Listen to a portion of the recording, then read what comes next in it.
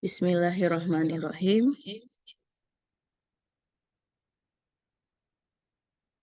Kita mulai ya. Sebentar.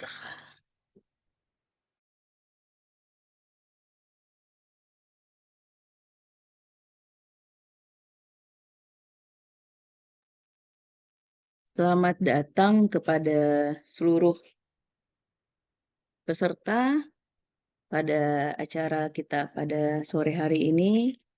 Alhamdulillahirabbil alamin. Pada sore yang sangat cerah ini ya di Kota Padang kita bisa memulai acara webinar Psikologi Pemaafan kerjasama antara MDATA Al-Khoeriyah bersama dengan Rumah Konseling Keluarga Miftahul Janniyah. Oke, alhamdulillah sudah bergabung. Ada berapa orang ya di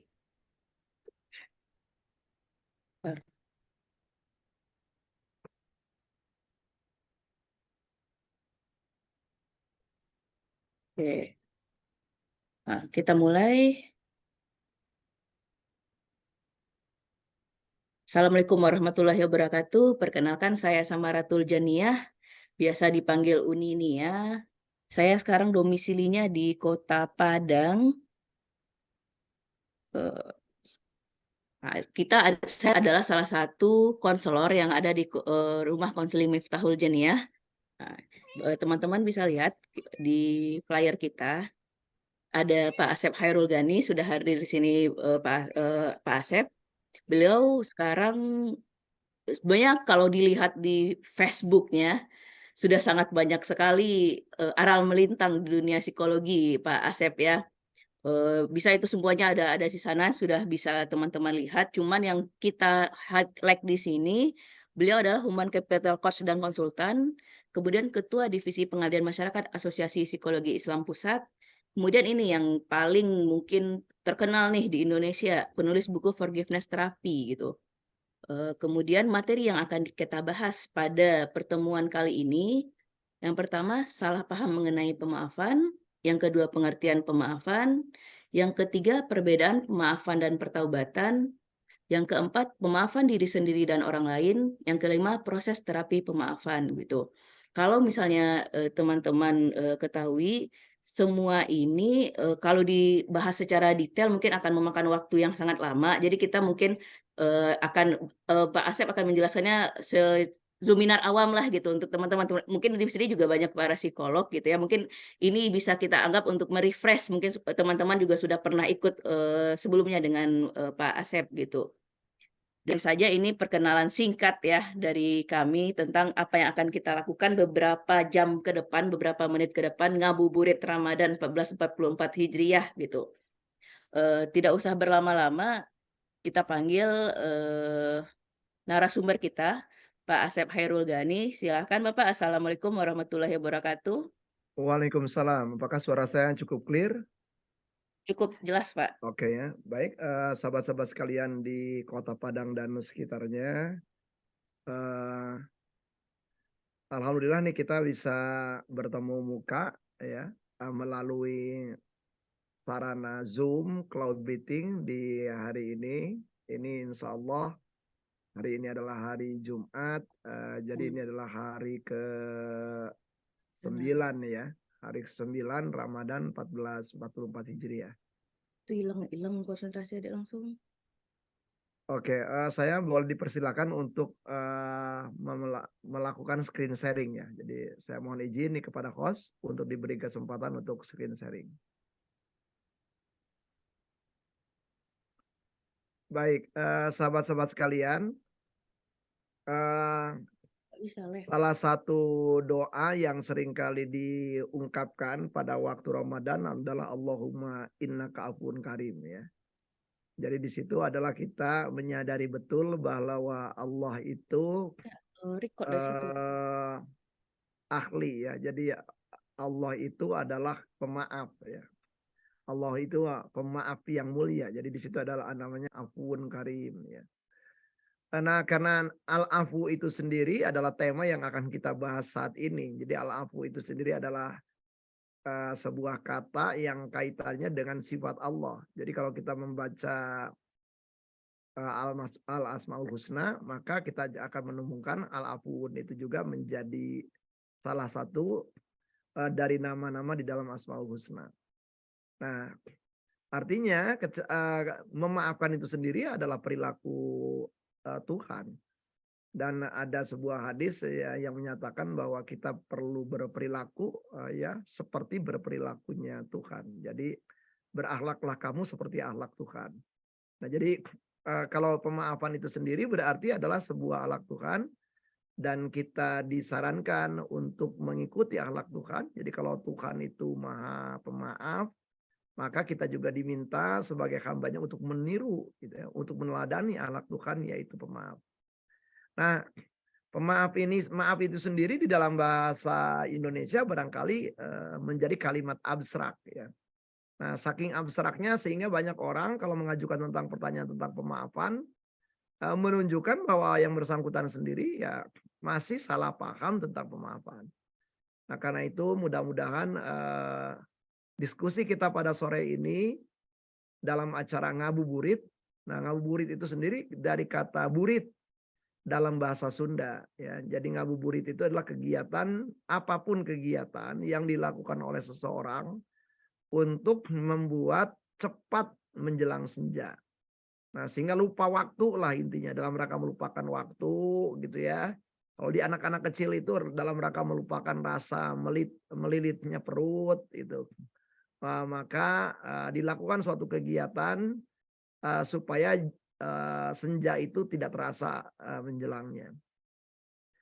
Nah, dalam bahasa Sunda juga ada bunyi-bunyi lain, kata-kata lain yang ada huruf bunyi B di depan, T di belakang. Jadi burit, birit, berit gitu ya. Jadi burit artinya senja, birit artinya adalah katakan saja berkaitan dengan kemampuan kita untuk berjalan, kemudian berit artinya adalah tikus gitu ya. Jadi jangan sampai kita ngabibirit, ngabeberit itu maknanya berbeda.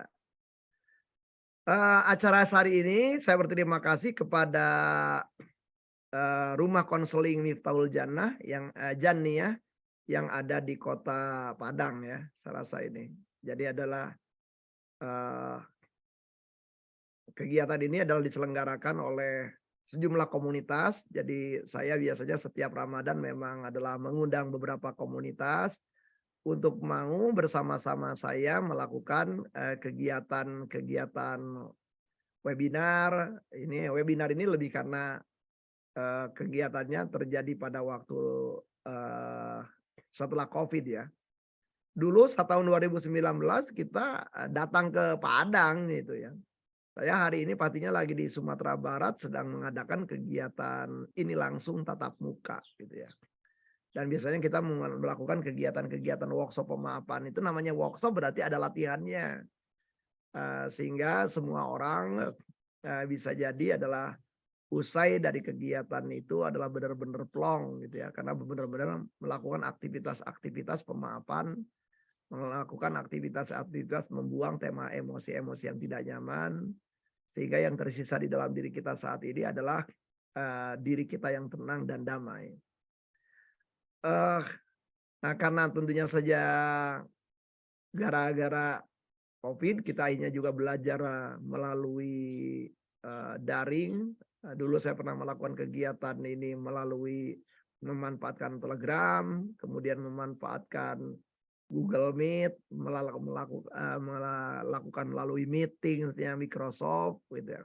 Dan semua fasilitas-fasilitas itu kita gunakan termasuk Zoom meeting ini. Sahabat-sahabat sekalian, jadi di dalam kata maaf itu dari kata afu dalam bahasa Arab dan ini nanti kita lihat lagi dalam bahasa Arab kata afu ini berdekatan dengan kata-kata apa lagi dalam bahasa Arab lainnya. Sehingga dari seperti itu kita mengerti dalam konteks Arab al-afu itu artinya apa saja. Dalam bahasa Inggris ada kata forgive ya. Forgive itu berarti di situ ada kata for dan ada kata give. Nah, jadi itu mengisyaratkan juga pemaafan itu nggak mungkin terjadi pada orang yang nunggu. Ya, apalagi ingin mendapatkan sesuatu. Jadi forgive dan forget. Kalau forget itu kan forget. Jadi melakukan sesuatu dalam rangka mendapatkan sesuatu, nggak mungkin. Jadi nggak mungkin seseorang dan ini juga sekaligus membantah kalau ada orang-orang yang menulis forgiving is forgetting, enggak gitu ya. Jadi kalau forgetting itu kan artinya melupakan sesuatu. Itu keliru juga dari kajian psikologi. Nanti kita akan ketemu itu. Nah, dalam bahasa Indonesianya maaf, dalam bahasa Sundanya hampura, ya, dalam bahasa Sunda kuno sampura. Makanya di dalam orang Sunda seringkali menggunakan istilah sampurasun. Artinya adalah sampura ingsun atau mohon maafkan saya. Nah, ada beberapa terjadi kesalahpahaman di masyarakat kita tentang pemaafan. Nah, kita mulai dari kesalahpahaman ini aja. Yang pertama mengatakan bahwa pemaafan itu sama dengan seimbangnya timbangan. Seimbangnya timbangan, jadi kalau ada orang mukul saya, maka saya pukul balik. Kalau ada orang mencolek saya colek balik. Kalau ada orang menghina saya menghina balik. Kalau ada orang, jadi kalau orang kemudian ada yang mencerca saya, maka saya mencerca orang itu balik. Nah, itu bukan memaafkan. Itu adalah seimbangnya timbangan. Nah, jadi ada sebuah pernyataan bahwa kalau mata di balik mata, tentunya saja penduduk bumi ini akan buta. Kalau kaki di balik kaki, semua penduduk bumi akan kehilangan kakinya. Ya, kalau misalnya saja tangan di balik tangan, ya semua penduduk bumi akan kehilangan tangannya. Maka memaafkan itu bukanlah seimbangannya timbangan.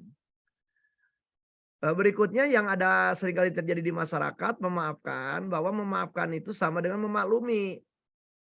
Misalnya ada orang yang berkata, ya maklumin aja deh, dia kan begitu orangnya.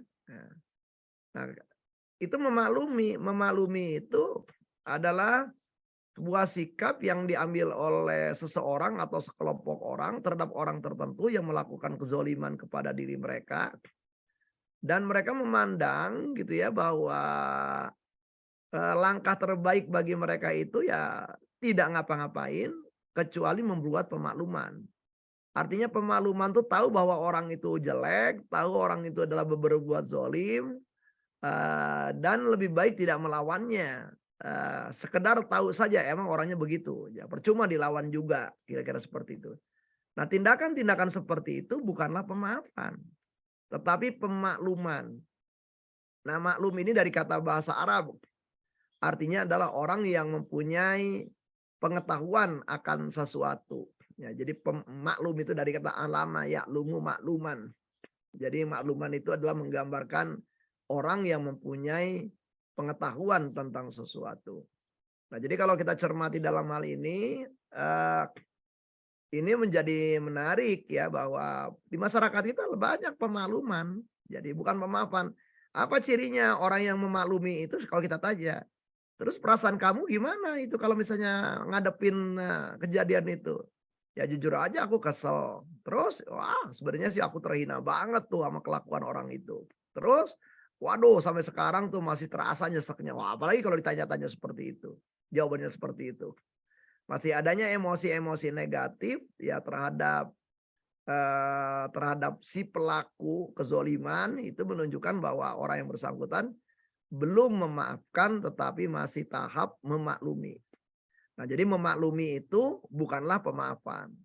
Jadi kalau kita misalnya memaklumi seseorang, lu kemarin dihina sama tetangga lu ya? Kok diem aja? Ya maklum lah, dia mah orangnya gitu. Itu bukan pemaafan. Gitu ya. Yang berikutnya yang ada di masyarakat menganggap bahwa membiarkan seseorang melakukan tindakan-tindakan zolim kepada kita atau membebaskan orang-orang itu berbuat zolim kepada kita dipandang sama dengan memaafkan. Nah, ini ada nih sebagian di masyarakat yang memandang begitu. Jadi pembiaran itu, jadi ada tetangga wah yang mukulin anak kita. Nah, padahal kita mempunyai kemampuan itu untuk nyelamatin anak kita. Kita biarin aja tuh si orang tetangga itu mukulin anak kita. Maka itu bukan memaafkan. Itu adalah membiarkan. Atau Anda sebenarnya juga ada gitu orang gitu ya, Anda naik kendaraan umum dan ketika naik kendaraan umum ada orang yang nggak tahu gitu ya, ujug-ujug gitu, tiba-tiba saja memarahi Anda, sebenarnya Anda bisa mengelak atau Anda bisa membungkam orang itu. Tetapi Anda membiarkan orang itu ngomelin terus gitu ya. Nah, itu ya namanya pembiaran, bukan pemaafan. Berikutnya yang sering kali terjadi juga adalah memaafkan disamadakan dengan mengalah gitu ya. Nah, mengalah itu kan adalah sebuah cara, sebuah strategi gitu ya, yang dilakukan oleh seseorang, dalam rangka kita bisa berelasi dengan orang lain tentunya saja untuk tujuan-tujuan tertentu. Nah, dalam rangka mempunyai tujuan jangka panjang, maka seringkali mengalah itu dijadikan salah satu strategi. Suami istri bisa jadi si istri tahu bahwa si suaminya keliru gitu ya, tetapi si istri mengalah. Nah, kalau kita tanya, "Kenapa Anda mengalah?" Ya sebenarnya saya kesal juga sih dengan kelakuan suami saya. Tetapi saya pengen rumah tangga ini saya ini panjang. Jadi ya udahlah, ketimbang menjadi repot, menjadi ribet, ya udah saya mengalah aja. Nah, jadi mengalah seperti itu belum tentu sama dengan pemaafan. Nah, berikutnya adalah yang ada juga di masyarakat kita, memaafkan sama dengan melupakan. Nah, ini yang paling banyak ini. Memaafkan sama dengan melupakan. Nah, kalau memaafkan sama dengan melupakan, wah, kenapa nih memaafkan dikatakan bukan sama, tidak sama dengan melupakan, atau kenapa kalau ada orang yang mengatakan memaafkan sama dengan melupakan itu salah? Gampang jawabannya. Yang pertama, kalau kita sebagai muslim mengacu kepada perilaku, junjungan kita Nabi Muhammad SAW, maka kita ngelihat bahwa semua tindakan-tindakan pemaafan yang dilakukan oleh Nabi, justru Nabi ingat. Ya. Nabi ingat. Misalnya ketika Nabi berdakwah kepada satu kaum, itu jaraknya dari kota Makkah itu kurang lebih sekitar 60 kiloan ya. Itu ya kaum-kaum itu kan nggak nerima. Bahkan mengusir Nabi dengan cara tertentu. Dan di situ ada malaikat Jibril mengatakan gitu, "Kalau kamu mau bisa saja gitu aku lakukan sesuatu untuk kaum itu." Tapi Nabi Muhammad mengatakan bahwa aku memaafkan mereka ya. Aku memaafkan mereka. Nah, saat ini barangkali mereka belum bisa menerima dakwahku, kelak mereka akan menerima dakwahku gitu ya. Dan mereka melakukan hal seperti itu karena mereka tidak tahu. Nah, jadi sikap Nabi seperti itu kan Nabi ingat gitu. Nah, jadi memaafkan tidak ada kaitannya dengan melupakan. Yang kedua, dalam kajian psikologi, lupa itu adalah ciri bahwa seseorang itu terganggu gitu. Jadi kalau Anda lupa kejadian tertentu, sementara orang satu kampung masih ingat kejadian itu, ada yang salah tuh di dalam diri Anda. Jadi sangat mungkin yang salah itu adalah kemampuan ingatan Anda yang kurang, kognitif Anda yang kurang, atau karena Anda mengalami tema-tema traumatik tertentu sehingga ingatan atas kejadian itu seakan-akan sulit untuk diungkap, sulit untuk diingat kembali. Nah, kesulitan mengingat kembali suatu kejadian karena kita mengalami peristiwa-peristiwa yang traumatik, ya itu dinamakan Anda mengalami gangguan stres pasca trauma atau mengalami namanya post traumatic stress disorder. Nah, tentunya saja berarti ini merupakan ciri dari gangguan. Nah, jadi kalau kayak gitu berarti nantinya itu berarti ada orang yang mengingat. Nah, mengingat tetapi belum memaafkan. Yang seperti apa? Dia ingat kejadiannya dan gara-gara dia ingat kejadiannya, dia ngerasa kembali persis seperti kejadian itu. Merasakan respon-respon di dalam tubuhnya, keselnya, marahnya, panasnya, nyeseknya. Seperti pas waktu kejadian, ya. Nah, itu berarti dia mengalami respon-respon retraumatisasi kalau seperti itu. Nah, berarti nih kita nih diambang nih, ingat seperti kayak gitu terkena gangguan juga, tidak ingat terkena gangguan juga. Nah, berarti yang memaafkan kayak gimana?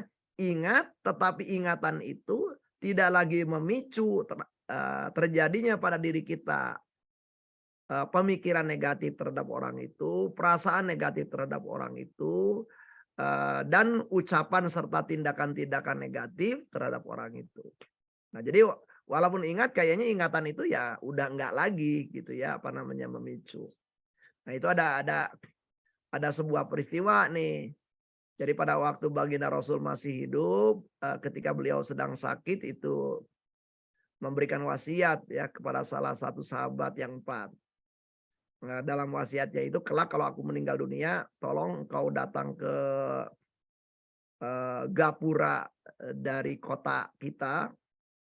Ya, jadi di luar kota itu kamu akan menemui seorang, orang tua, dengan kondisi buta matanya, dan dia adalah selalu disantuni oleh banyak orang, tetapi saya terbiasa menyantuni dia.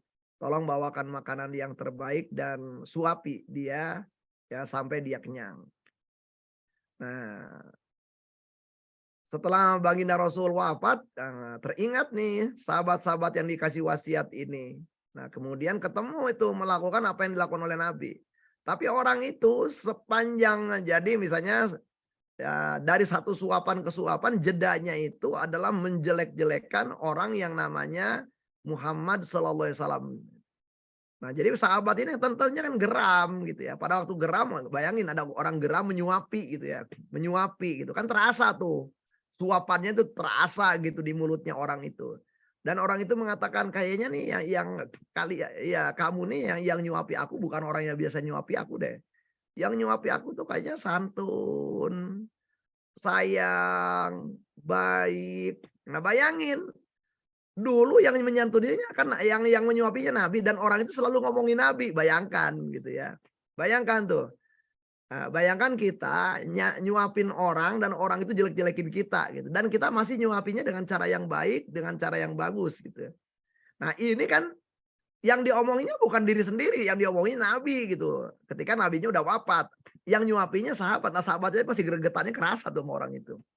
Nah, jadi kalau kita cermati di sini adalah Nabi adalah ingat, mau gimana nggak ingat setiap hari kan nyuapin orang itu. Nah, berarti adalah walaupun ingat, walaupun tahu, tetapi Nabi tidak melupakan kelakuan orang itu. Nabi tahu kelakuan orang itu, tapi Nabi mampu bersikap, yang positif dari mulai tataran pikiran yang positif, emosi yang positif, dan tindakan-tindakan yang positif kepada orang itu. Nah, jadi ini menjadi, tantangan bagi kita. Nah, jadi kalau misalnya Anda di antara Anda, "Saya udah lupakan tuh," wah lebih baik nggak gitu. "Saya masih ingat tetapi saya sudah memaafkan." Mungkin lebih baik begitu. "Saya nyaman-nyaman saja saat ini," gitu, meskipun saya ingat. Nah, berikutnya yang seringkali terjadi salah paham juga adalah menganggap bahwa pemaafan itu adalah, yang paling penting adalah pemusatan pada diri, ya, peduli amatlah orang yang zalim itu, yang paling penting aku sekarang nyaman, aku sekarang happy, aku sekarang bahagia. Nah, ucapan-ucapan seperti itu, ya belum pemaafan. Jadi masih kita memusatkan pada diri. Karena di dalam pemaafan nanti kita akan belajar bahwa pemaafan itu sendiri, selain ada pemusatan pada diri sendiri, Anda juga ada tindakan-tindakan baik yang Anda lakukan kepada orang yang menzolimi Anda. Nah, berikutnya ada memaafkan seringkali disamakan dengan pengampunan, ya, atau kelonggaran.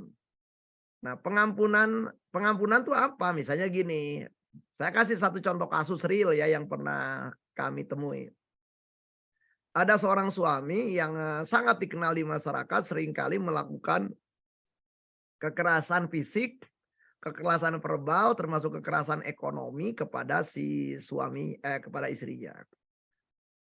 Nah, itu seringkali itu masyarakat itu adalah sampai ke mencoba gitu menghalangi si suami untuk mukulin istrinya.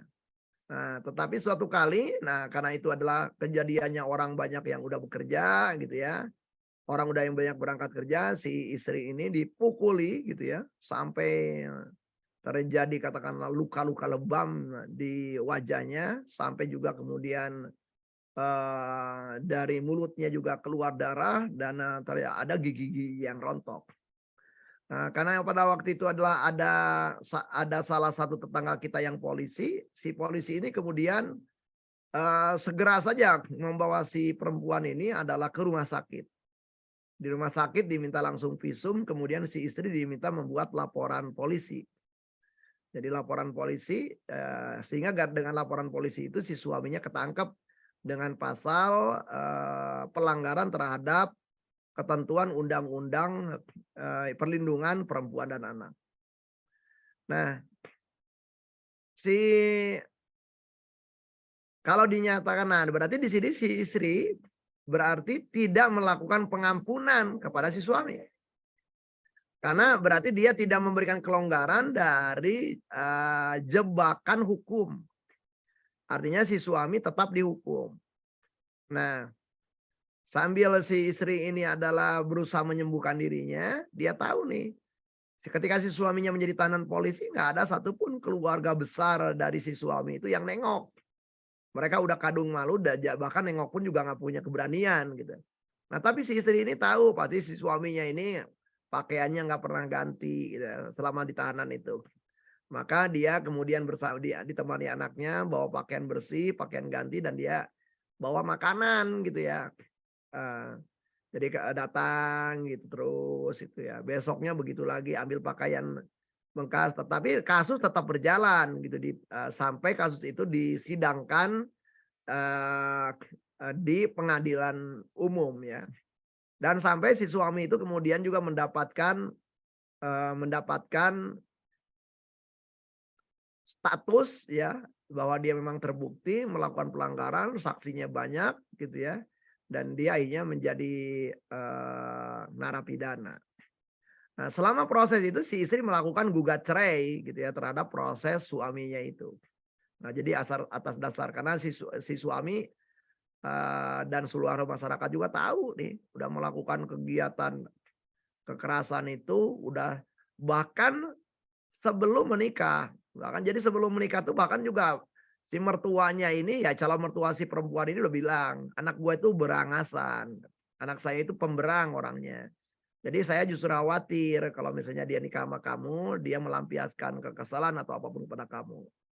Kata si istri itu, ya itu kan sebelum nikah. Siapa tahu kalau sudah nikah ada perubahan kelakuan sehingga orang itu makin baik kepada saya. Nah, ya alhamdulillah gitu ya, bukan makin baik tapi makin ngaco gitu ya, makin rusak gitu yang kelakuan si suami ini. Nah, jadi di dalam kasus tadi adalah si istri tetap melaporkan ke polisi. Si istri tetap tidak menginterupsi proses pengadilan. Si suami tetap mendapatkan perlakuan sesuai dengan hukum. Maka dalam hal ini si istri tidak melakukan pengampunan. Akan tetapi si istri tetap tuh walaupun statusnya dikabulkan oleh pengadilan agama dalam perceraiannya, dia sudah tidak lagi itu. Dia tetap masih santun, tetap masih baik gitu ya. Sampai si mantan suami ini keluar dari penjara gitu ya. Jadi selama dia di penjara tetap masih datang bawa makanan gitu ya, bawa pakaian seperti itu. Nah, di dalam contoh ini menunjukkan bahwa si istri itu adalah memaafkan si suami. Apa bukti pemaafannya? Bukti pemaafannya adalah perbuatan-perbuatan baik yang dilakukan oleh si istri kepada si suami yang menzolimi dia. Nah, jadi itu salah satu bentuk dari pemaafan. Jadi adanya perbuatan baik yang dilakukan oleh kita kepada orang yang menzolimi kita. Bahkan orang itu kalau tetap jolim, kita tetap berbuat baik kepada orang yang bersangkutan. Nah, berikutnya lagi dipandang bahwa pemaafan itu sama dengan perdamaian. Perdamaian itu artinya apa? Berarti hubungan saya dengan orang itu persis seperti semula dengan orang itu. Nah, berarti kalau dalam kasus yang saya ceritakan barusan, berarti si ibu itu kalau perdamaian berarti dia menikah kembali, rujuk kembali dengan si mantan suami. Nah, anaknya itu bilang, "Ibu, ya udahlah kenapa sih ibu, nggak nikah lagi sama bapak," gitu.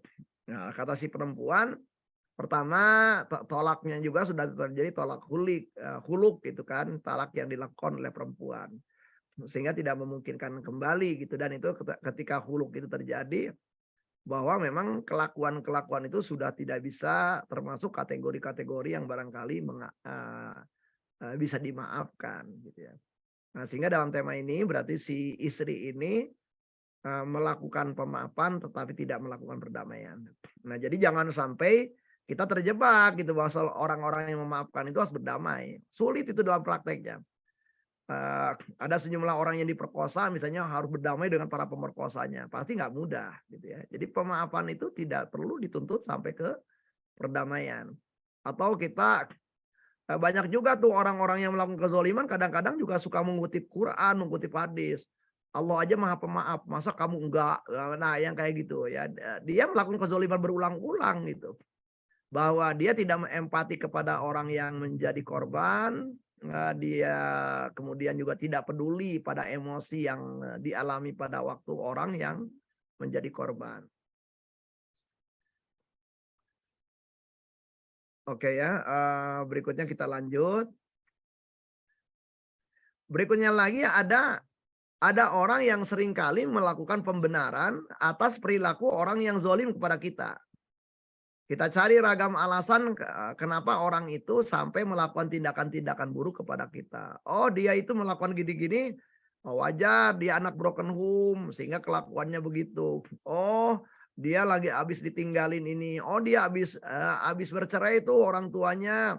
Oh, dia tindakan-tindakan itu seperti itu namanya pembenaran. Jadi Anda mencari ragam alasan supaya kelakuan zolim seseorang itu bisa dipahami ya. Jadi mencari ragam-ragam alasan seperti itu namanya pembenaran. Dan pembenaran itu bukanlah pemaafan. Nah, jadi di dalam masyarakat kita seringkali justru kita menemukan banyak aktivitas-aktivitas atau tindakan-tindakan seseorang itu yang belum terkategorikan pemaafan. Tetapi tadi seluruh yang salah paham tadi. Sahabat-sahabat sekalian, nah kalau kita karena ini adalah kita berkaitan dengan ngaji dalam kaitannya dengan Ramadan, maka kita akan lihat aja nih ya dari kata Al-Qur'an ini. Jadi kalau kata al-afu itu tesaurusnya di dalam bahasa Arab itu banyak nih kata-kata lain yang berdekatan makna dengan al-afu. Pertama al-maghfirah, pengampunan atau ampunan yang tadi kita udah diskusikan. Yang kedua ar-rahmah, kasih sayang atau belas kasih. Nah, jadi sukar seseorang melakukan pemaafan kalau seseorang itu belum ada kasih sayang pada dirinya atau belum ada belas kasih pada dirinya. Nah, tentunya banyak di antara Anda ribut nih. Wah, gila banget kita udah dizolimi, masa kita harus kasih sayang. Nah, saya ingatkan bahwa orang-orang yang menjadi korban kezoliman seringkali akhirnya menjadi zolim kepada diri sendiri. Apa bukti zolim pada diri sendiri? Jadi ya mempertahankan sakit hati, mempertahankan kemarahan, mempertahankan kekecewaan, mempertahankan dendam.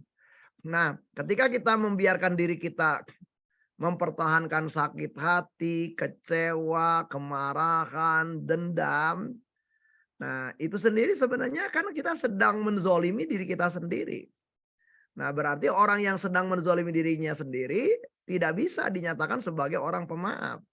Maka supaya dia dinyatakan orang pemaaf, minimal dia harus timbul rasa kasih sayang pada dirinya sendiri. Nah, kasih sayang itu dalam bahasa Arab ar-rahmah. Kemudian ada at-tasamuh. At-tasamuh itu toleran.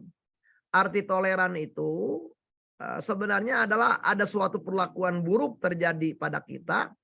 Kita berusaha menahan perlakuan buruk itu untuk tidak melakukan hal yang sama. Jadi menahan diri itu namanya toleran. Ramadan ini kita menahan diri, kita bertasamu, kita juga berimsak. Imsak itu artinya menahan. Kenapa menahan? Karena sebenarnya kita aja bisa aja makan, kita bisa minum.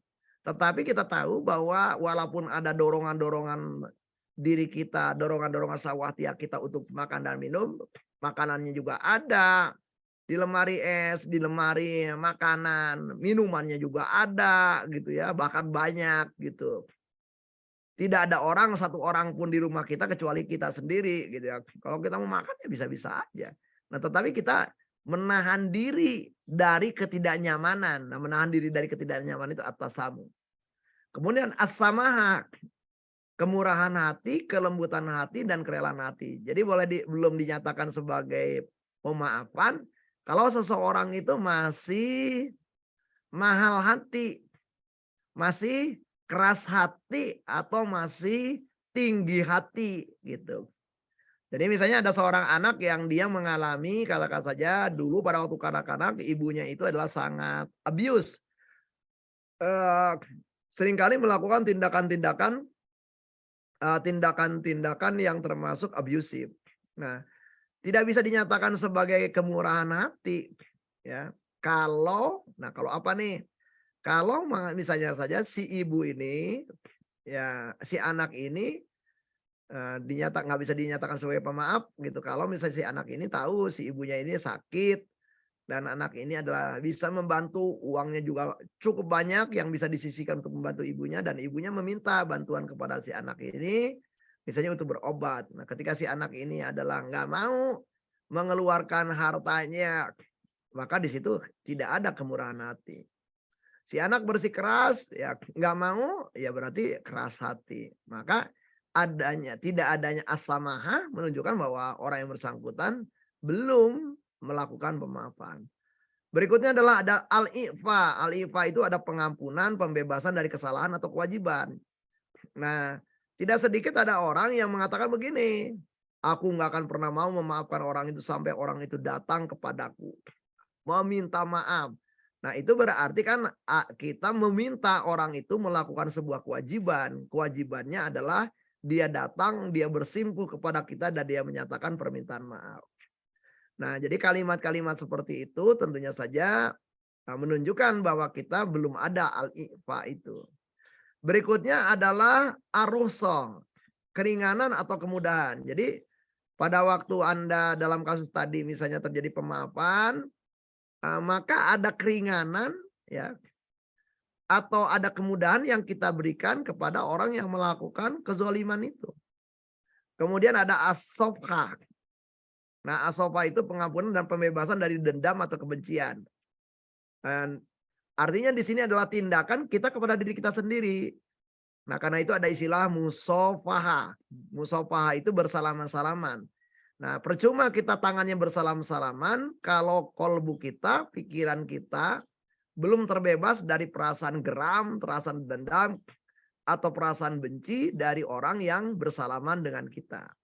Nah, jadi musafahah itu harusnya pada waktu kita bersalaman itu kita perlu membebaskan diri kita dari kecewa, dari marah, geram, dendam, kebencian kepada orang-orang itu. Kemudian juga ada asyifqah yang artinya adalah belas kasih atau simpati. Nah, karena itu juga perlu ada nih yang namanya welas asih ini kepada orang-orang yang menzolimi kita. Bisa jadi dia kakak kita, bisa jadi dia mitra kerja kita, bisa jadi kolega kita. Dan berikutnya juga al-ifah, kesopanan, kesederhanaan atau kehormatan. Nah, jadi pada waktu saya memperlakukan orang-orang yang berbuat zolim itu, saya tetap menghargai mereka karena mereka mempunyai martabat yang perlu dihargai. Tetapi ketika saya tidak lagi menganggap mereka bermartabat atau menghina diri mereka, menghina martabat mereka, maka itu tidak bisa dinyatakan sebagai pemaafan. Sahabat-sahabat sekalian, nah kalau gitu apa yang dimaksud dengan pemaafan? Nah, kajian-kajian psikologi dari Asosiasi Psikologi Amerika itu menyatakan pemaafan itu ciri yang pertama adalah seseorang secara rasional menentukan bahwa ia diperlakukan tidak adil. Jadi jelas bahwa orang tahu bahwa ada yang tidak diperlakukan tidak adil. Yang kedua, dia sebenarnya bisa saja membalas timpal, tetapi dia mengabaikan untuk membalas timpal atau melampiaskan dendam itu. Dan tanggapan-tanggapan yang sejenis dengan pembalasan itu. Nah, dia mengabaikan, artinya mengabaikan walaupun saya sebenarnya bisa, tetapi saya toleran untuk tidak melakukan itu, dan saya mengabaikan untuk melakukan itu. Nah, dan orang yang bersangkutan berusaha menanggapi pembuat kesalahan didasari prinsip moral belas kasih. Apa saja itu? Ada perasaan kasihan kepada si pelaku. Yang kasihannya kenapa? Karena orang itu terjebak melakukan tindakan-tindakan buruk. yang kedua ada penghargaan tanpa syarat. Ini yang ada kaitannya tadi, bahwa kita tetap ada sopan, ada santun kepada seseorang itu. Yang berikutnya ada murah hati. Nah, murah hati itu cirinya dari murah hati tentunya mau memberi. Bisa memberi sebagian harta kita, termasuk juga memberi pengetahuan kita, memberi pengalaman kita, yang kalau perlu juga ya tentunya saja memberi kecakapan-kecakapan kita. Dan cinta moral. Jadi saya ada kepedulian kepada orang yang bersangkutan, ada rasa welas asih kepada orang yang bersangkutan. Nah, jadi kalau kita cermati dari definisi ini, dan kalau Anda bertanya-tanya, jadi apa sih indikator saya udah memaafkan? Nah, yang ketiga ini nih, ciri yang ketiga ini, apakah itu sudah ada di dalam diri kita?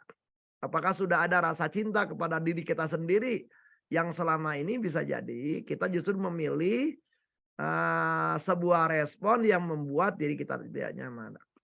Apakah sudah ada murah hati pada diri kita? Apakah kita sudah melakukan penghargaan tanpa syarat kepada orang itu?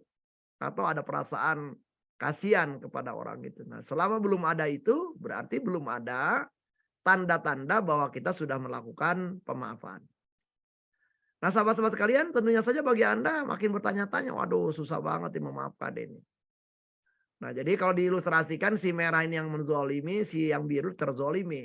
Si merah melakukan hal yang negatif kepada si biru, dan si biru melakukan hal yang positif. Nah, tentunya sangat sulit. Karena di masyarakat kita bisa jadi yang sangat mudah adalah kalau ada orang yang melakukan negatif, ya kita balas negatif juga. Tetapi pembalasan yang setimpal seperti itu belum tentu juga.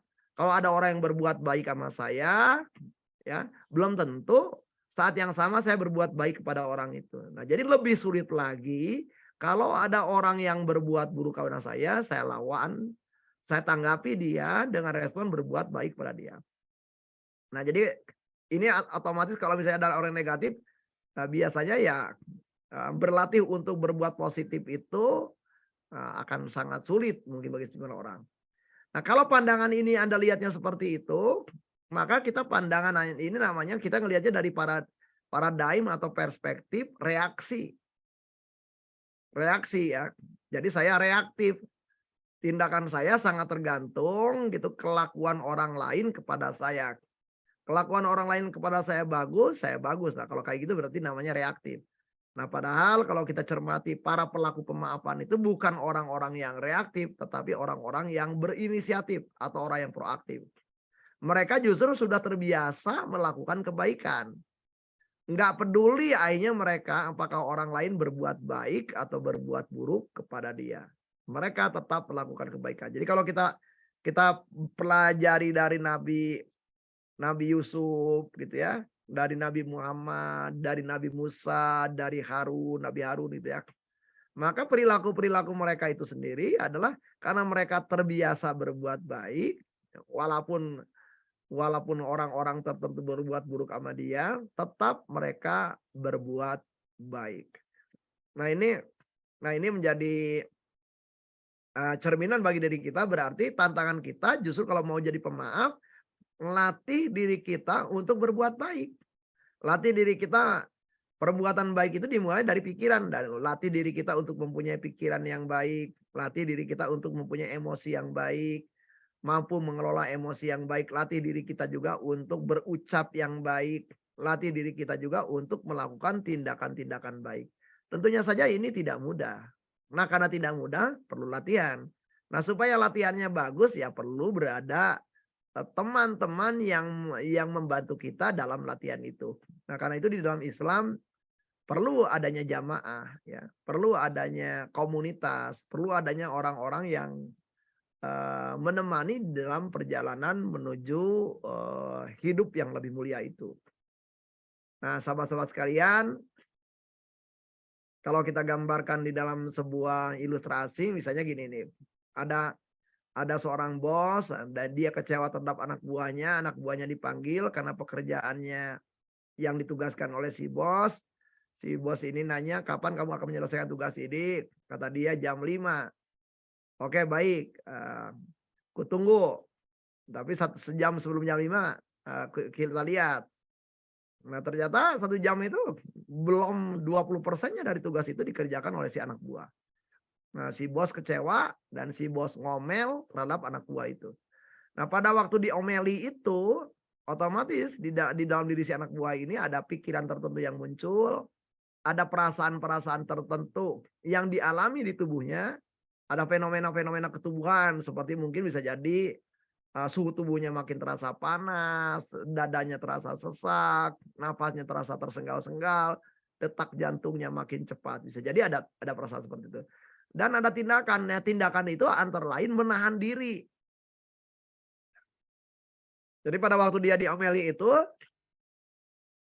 ada perilaku-perilaku menahan diri. Nah, menahan diri dari apa? Tadi mungkin tadinya terpikir untuk melawan si bos, terpikir untuk langsung menanggapi si bos, terpikir bahwa ingin menghajar si bos, tetapi itu tidak dilakukan. Nah, beberapa menit kemudian kata si bos, "Udah kamu keluar." Nah, keluarlah dia dari ruangan si bos. Nah, bisa jadi si bosnya mah udah tuntas. Tetapi si anak buah ini belum tentu dia udah tuntas. Jadi pada waktu dia keluar, ya seiring dengan perjalanan waktu, adegan tadi bisa jadi terulang dalam benaknya si anak buah ini. Makin terulang, makin terasa kembali seluruh fenomena-fenomena ketubuhan itu. Ya, cuman bedanya kalau tadi pada waktu di ruangan si bos itu rasa tadi adalah dipicu oleh pengalaman real, kalau sekarang adalah rasa itu dipicu oleh ingatan dia atas pengalaman itu. Nah, pada waktu di dalam benak dia bahwa ada sebuah pengalaman yang diingat-ingat, nah secara neurologi, secara psikoneurologi beda itu. Beda yang bekerja gitu. Di sini adalah berarti ada area hipokampusnya yang terbajak, terhijack. Karena area hipokampusnya terhijack, sudah tidak bisa dibedakan lagi bahwa kejadian itu saat ini atau kejadian itu tadi. Sehingga ngerasa munculnya seperti seakan-akan saat ini. Maka makin diingat, makin panas, makin diingat, makin sesak. Makin diingat, ya makin nempel. Nggak nyaman, cari orang, ngobrol ke orang berikutnya. Sehingga si anak buah ini menceritakan kisah-kisah getir, kisah-kisah luka gitu, berkaitan dengan kejadian tadi. Yang biasanya dicari justru orang-orang yang pernah dimarahin oleh si bos juga biasanya kalau di kantor tuh. Makin gak nyaman udah bercerita dengan seseorang karena mendapatkan imbuhan dari cerita-cerita orang-orang yang jadi korban. Ketemu orang berikutnya terus begitu. Makin lama ketemu, makin gak nyaman. Ketemu lagi orang berikutnya terus seperti itu adalah banyak orang yang melakukan tindakan-tindakan ini sepanjang hidupnya. Nah, apa yang terjadi? Nah, kalau kita lihat dari ada hukum fisika usaha sama dengan MGH, satuannya adalah Joule, maka anggap aja nih, usaha yang dilakukan oleh si anak buah ini untuk mengatasi tema tadi adalah besarnya 10 Joule. Nah, saat dia merenungkannya karena adegan itu terputar kembali dan dia nggak bisa ngapa-ngapain, maka naiklah jadi 20 Joule itu kemarahannya. Nah, ngobrol dengan satu orang naik jadi 40 Joule, orang kedua 80 Joule, orang ketiga 160 Joule, orang keempat 320 Joule, orang kelima 640 Joule, orang keenam 1280 Joule, orang ketujuh 2560 Joule. Jadi artinya ada upaya-upaya kemarahan yang makin meningkat, rasa sesak di dalam tubuh yang makin terasa gitu ya. Nah, terjadi peningkatan. Jadi kalau kita lihat gini, anggap aja si bos itu tanggung jawabnya, si bos memang zolim, tetapi tanggung jawab si bos yang zolim itu cuma 10 Joule. Nah, efek 2560 Joule kepada diri yang bersangkutan itu adalah yang membuat adanya peningkatan efek itu bukan lagi si bos. Karena si bos sudah tidak lagi hadir dalam kehidupan si anak buah itu. Tetapi si anak buah inilah yang mengulang-ulang kisah itu berulang-ulang. Sehingga terjadi peningkatan rasa-rasa yang tidak nyaman pada diri yang bersangkutan. Nah, jadi si bos bertanggung jawab terhadap 10 Joule, tetapi yang perlu bertanggung jawab terhadap 2550 Joule adalah diri yang bersangkutan.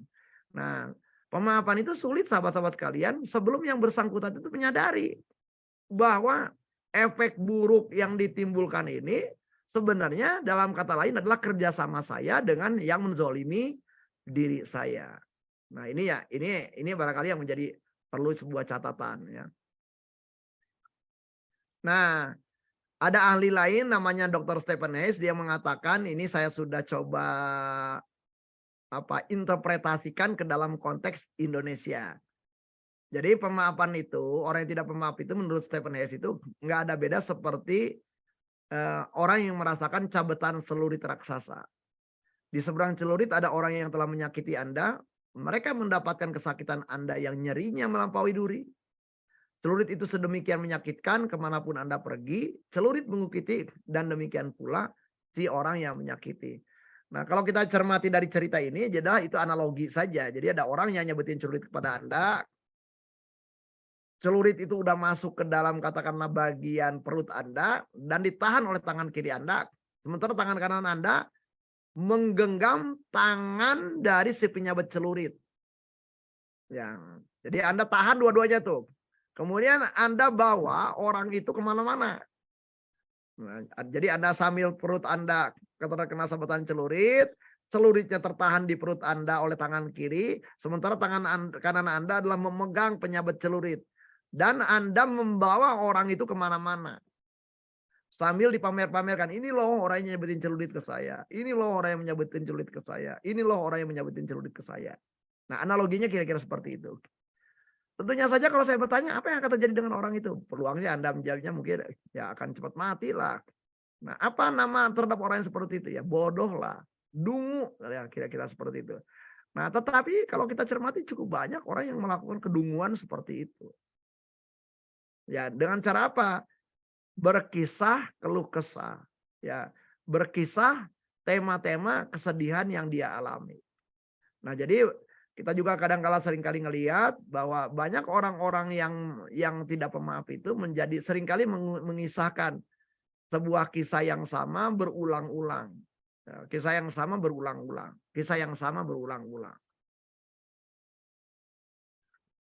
Nah, dengan demikian kalau kita ilustrasikan memaafkan itu nggak ada beda. Pada awalnya itu manusia itu di dalam dirinya tuh isinya itu rahmah, ada rasa cinta kasih. Nah, ketemulah dengan orang yang zolim. Nah, kalau kita adalah sepakat bahwa kita adalah fokus kepada kasih sayang, maka harusnya cinta di dalam kolbu kita itu dipertahankan. Akan tetapi namanya manusia bisa lupa. Nah, seringkali si cinta atau kasih sayang yang ada di dalam dirinya ini adalah terusir pergi, kemudian digantikan oleh marah, benci, dan dendam akibat ada seseorang yang menzolimi kita. Nah, dinyatakan seseorang itu memaafkan bukan gara-gara marah, benci, dendamnya hilang. Kalau keadaan seperti ini namanya adalah berarti yang namanya vakum diri orang itu sendiri. Hampa diri orang yang bersangkutan. Nah, berarti dinyatakan memaafkan kalau dia sudah mampu mengembalikan lagi cinta itu bertahta di dalam dirinya. Kasih sayang itu bertahta di dalam dirinya. Kasih sayang itu menjadi penguasa di dalam dirinya. Minimal cinta dan kasih sayang untuk siapa? Untuk dirinya sendiri. Nah, jumlah riset-riset di dalam kajian-kajian psikologi, khususnya dari tahun 80-an ya, itu cukup banyak riset-riset itu yang menggambarkan bahwa orang-orang itu melakukan tindakan-tindakan pemaafan itu banyak sekali gitu ya. Nah, banyak sekali. Dan riset-riset dalam kaitannya pemaafan itu rupanya riset-riset itu adalah ada riset-riset yang kaitannya ditelitinya dilakukan kepada orang-orang yang mengalami jenis kesakitan tertentu. Jenis kesakitan tertentu. Ada juga riset-riset tertentu yang dikaitkan juga dengan orang-orang yang mengalami gangguan psikologis tertentu. Nah, di orang-orang yang mengalami sakit misalnya saja adalah kaitannya dengan jantung, ya, seperti itu misalnya. Nah, itu ada beberapa penelitian. Jadi ada orang-orang yang mempunyai pengalaman berkaitan dengan jantungnya itu sendiri. Dilakukanlah oleh para dokter ahli jantung ini dibuat dua kelompok. ada kelompok eksperimen, ada kelompok kontrol. Jadi orang-orang yang mempunyai penyakit kardiovaskuler itu ternyata diwawancara dan memang banyak tema-tema yang ada kaitannya adalah dengan tema-tema orang yang bersangkutan pernah mengalami kezoliman dari seseorang dan mereka seakan-akan adalah berada dalam perjuangan di dalam tema-tema pemaafan. Nah, di kelompok eksperimen adalah mereka diberikan pelatihan untuk pemaafan. Di kelompok kontrol mereka tidak mendapatkan perlakuan apapun. Nah, kemudian setelah berlangsung dalam waktu tertentu, sekian bulan tertentu diteliti kembali bagaimana kondisi kardiovaskulernya. Dan ternyata di kelompok-kelompok yang mengikuti di kelompok eksperimen yang mendapatkan mereka mempelajari terapi pemaafan itu terjadi kondisi jantung yang lebih membaik dibandingkan sebelumnya, apalagi dibandingkan dengan kelompok kontrol yang tidak mendapatkan perlakuan apapun. Nah, jadi sahabat-sahabat sekalian ini bisa kita lihat ya. Nah, juga dengan pemaafan itu bisa meningkatkan kualitas hubungan antar pribadi dan membantu memperbaiki hubungan yang rusak. Bisa juga meningkatkan kebahagiaan dan membantu mengurangi gejala depresi, meningkatkan ketangguhan dan membantu individu mengatasi stres dan trauma. Nah, jadi selama ini seringkali di masyarakat juga dianggap pemaafan itu buat orang lain. Nah, ini tentunya saja tidak benar. Pemaafan itu sebenarnya untuk diri sendiri, untuk kedamaian di diri sendiri. Karena kalau dia tidak memaafkan, ya dirinya capek ya, dirinya lelah gitu. Capek dalam bahasa Minang cepat sih artinya ya. Dia lelah karena dirinya terlalu sibuk dengan tema-tema yang tidak nyaman. Nah, berarti ada kedamaian bagi orang yang bersangkutan. Pemaafan itu bagi diri dia bukan buat orang lain. Pemaafan itu adalah sebenarnya mengembalikan kekuatan dia. Karena pada waktu dia berada dalam keadaan tidak pemaaf, maka sebenarnya orang yang bersangkutan itu lemah. Apalagi kalau dia nunggu. Saya biarin diri gue sakit hati, biarin aku menderita begini. Sampai orang itu datang kepadaku, aku akan membiarkan diriku. Itu kan konyol betul gitu ya. Konyol betul, udah kita rugi, kemudian kita membuat diri kita lebih rugi. Kemudian memaafkan itu juga ada bentuk tanggung jawab kepada diri kita sendiri. Udah diri kita ini dihina orang, kemudian diri kita buat adalah menderita oleh diri kita sendiri. Nah, dengan demikian dan cilakanya kita nunggu orang yang bersangkutan untuk bertanggung jawab. Nah, padahal tanggung jawab untuk membuat diri kita itu bahagia bukan kepada orang lain, bukan melempar kepada orang lain ya, tetapi kepada diri kita sendiri. Nah, jadi memaafkan itu adalah mengambil alih tanggung jawab yang tadinya seakan-akan Anda serahkan tanggung jawab kebahagiaan Anda kepada orang lain. Berikutnya memaafkan itu otomatis adalah menyembuhkan. Nah, jadi selama Anda tidak memaafkan, ya Anda tadi berada dalam kesakitan di pikiran Anda, kesakitan di emosi Anda, kesakitan juga dalam upaya-upaya Anda melakukan tindakan-tindakan baik untuk diri Anda. Nah, selama Anda tidak memaafkan, Anda adalah pecundang. Kenapa dinyatakan pecundang? Pecundang kuadrat. Karena pertama Anda udah dibuat sengsara sama seseorang. Dan cilakanya harusnya kalau Anda mau lawan yang membuat sengsara Anda justru dengan membuat diri Anda tidak sengsara. Nah, tetapi justru Anda adalah mendukung program orang yang menzolimi itu. Orang yang menzolimi senang lihat Anda terpuruk. Nah, dia dengan satu pukulan, dengan satu tindakan, lalu Anda melanjutkan seakan-akan tindakan yang membuat diri Anda sendiri terpuruk.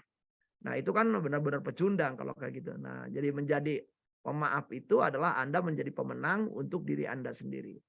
Nah, jadi selama Anda belum mempunyai kesadaran seperti ini, rasanya sulit untuk mengambil keputusan untuk pemaafan. Karena yang namanya memaafkan itu adalah tindakan rasional. Jadi harus Anda mengerti kenapa Anda harus memaafkan. Harus ada alasan yang kuat kenapa Anda perlu melakukan pemaafan. Nah, supaya Anda mempunyai alasan yang kuat, coba mulailah sayangi diri Anda. Mulailah lihat berapa banyak kerugian-kerugian terhadap diri Anda sendiri gara-gara Anda ya tidak melakukan kegiatan pemaafan. Nah, sahabat-sahabat sekalian, Di sisi lain di dalam bahasan kita ada perbedaan antara pemaafan dan pertobatan. Apa bedanya? Nah, kalau pemaafan itu aksi saya dengan diri saya. Artinya adalah aksi intrapersonal, aksi ke dalam diri saya.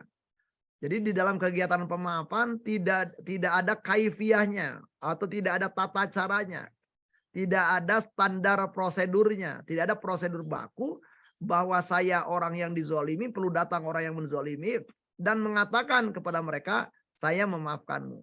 Jadi kalau kita mencermati sejumlah hadis berkaitan dengan baginda Rasul, itu jelas sekali gitu baginda Rasul itu melakukan pemaafan tanpa perlu ketemu dengan orang-orang yang perlu dimaafkan tadi. Jadi pemaafan itu sendiri-sendiri saja. Saya dengan diri saya. Karena yang taunya nyesek diri saya, yang taunya nggak nyaman adalah diri saya. Yang taunya adalah katakanlah sakit hati adalah diri saya. Nah, jadi yang pertama adalah bahwa pemaafan itu adalah aksi intrapersonal. Nah, sementara pertobatan adalah aksi interpersonal. Jadi pertobatan itu terjadi kalau saya sadar bahwa saya ternyata telah membuat kezoliman, telah mengakibatkan seseorang itu mengalami kerugian, maka di situ adalah aksi interpersonal, aksi antara pribadi. Dalam aksi interpersonal mau tidak mau saya perlu mendatangi, perlu ketemu, perlu berjumpa dengan orang yang pernah saya zolimi. Nah, di dalam rangka pertobatan ada 4 langkah lah yang disampaikan. Top kezaliman yang pernah saya buat, sangat mungkin juga ada kerugian-kerugian yang pernah dialami orang itu pada waktu saya melakukan kezaliman, berarti sebisa mungkin saya mengganti kerugian-kerugian yang sudah terjadi. Dan yang berikutnya adalah melakukan perbaikan-perbaikan atas kerusakan dalam hubungan saya dan membuat hubungan yang lebih baik. Nah, ini juga banyak salah paham di masyarakat kita, pertobatan sama dengan meminta maaf. Nah, jadi sama dengan menyatakan kalimat minta maaf. Padahal kerusakannya banyak terjadi. Misalnya ada anggota DPR udah menyinggung satu kaum. Wah, ada satu anggota DPR menyinggung satu kaum, kemudian udah membawa-bawa satu kaum. Oh, orang Sunda begini. Wah, padahal dia sebenarnya punya masalah cuma dengan satu orang yang kebetulan orang itu orang dari suku Sunda. Tetapi kenapa satu suku gitu harus terbebani gitu oleh tema itu. Nah, cilakanya karena ditegur oleh apa namanya pimpinan partai, maka dia akhirnya bikin konferensi pers dan dia menyatakan minta maaf. Nah, minta maaf itu tidak sama dengan pertobatan. Karena anggota DPR itu kemudian di kemudian hari kelakuannya yang masih tetap gitu ya. Dia tidak menyetop kezaliman, dia tidak mengganti kerugian atas apa kelakuan yang dia lakukan seperti itu. Dan dia juga tidak melakukan perbaikan. Nah, jadi dalam hal ini permintaan maaf seperti itu apalagi di depan media gitu ya. Sementara orang yang bersangkutan tidak melakukan perbaikan-perbaikan, tidak ada seakan-akan penyesalan, mengatakan maaf juga karena ada tuntutan-tuntutan sosial seperti itu, maka itu bukanlah pertobatan. Nah, karena kalau dia pertobatan minimal dia ada regret, ada penyesalan, dia kemudian ada responsibility, ada berupaya memberikan tanggapan yang tepat ya terhadap kerugian-kerugian yang dia lakukan dan berikutnya juga melakukan remedi. Remedi itu berarti adalah melakukan perbaikan. Nah, di orang-orang yang tidak melakukan ini ya cuman minta maaf aja. Minta maaf dalam kasus seperti itu tidak sama dengan pertobatan. Nah, sahabat-sahabat sekalian, kadang-kadang ada sejumlah orang yang barangkali pernah melakukan kekeliruan terhadap dirinya sendiri, pernah melakukan kesalahan. Nah, sehingga orang yang bersangkutan adalah perlu melakukan pemaafan kepada diri sendiri. Nah, umumnya orang-orang yang memaafkan diri sendiri itu karena kecewa pada diri sendiri. Kenapa? Bisa jadi ada 4 alasan. Satu, dia mengalami kegagalan dalam tugas kehidupan yang penting. Yang kedua, dia tidak ambil tindakan yang dipandang perlu untuk menolong diri sendiri atau orang lain. Contoh misalnya saja dalam bencana ya, dalam bencana misalnya saya pernah terlibat dari mulai tsunami Aceh lah. Nah, itu cukup banyak para penyintas itu sendiri yang sulit memaafkan diri sendirinya karena orang tuanya meninggal. Nah, dalam kisah mereka, andai kata pada waktu itu saya adalah segera meraih tangan orang tua saya, bukan justru saya mencari-cari apa di mana apa namanya, di mana sertifikat tanah saya simpan, mungkin orang tua saya masih ada. Mungkin orang tua saya masih berada bersama saya. Nah, itu di situ berarti ada yang bersangkutan menghakimi dirinya dengan tidak mengambil tindakan yang dipandang perlu untuk menolong diri sendiri atau orang lain. Yang berikutnya adalah telah melukai orang lain.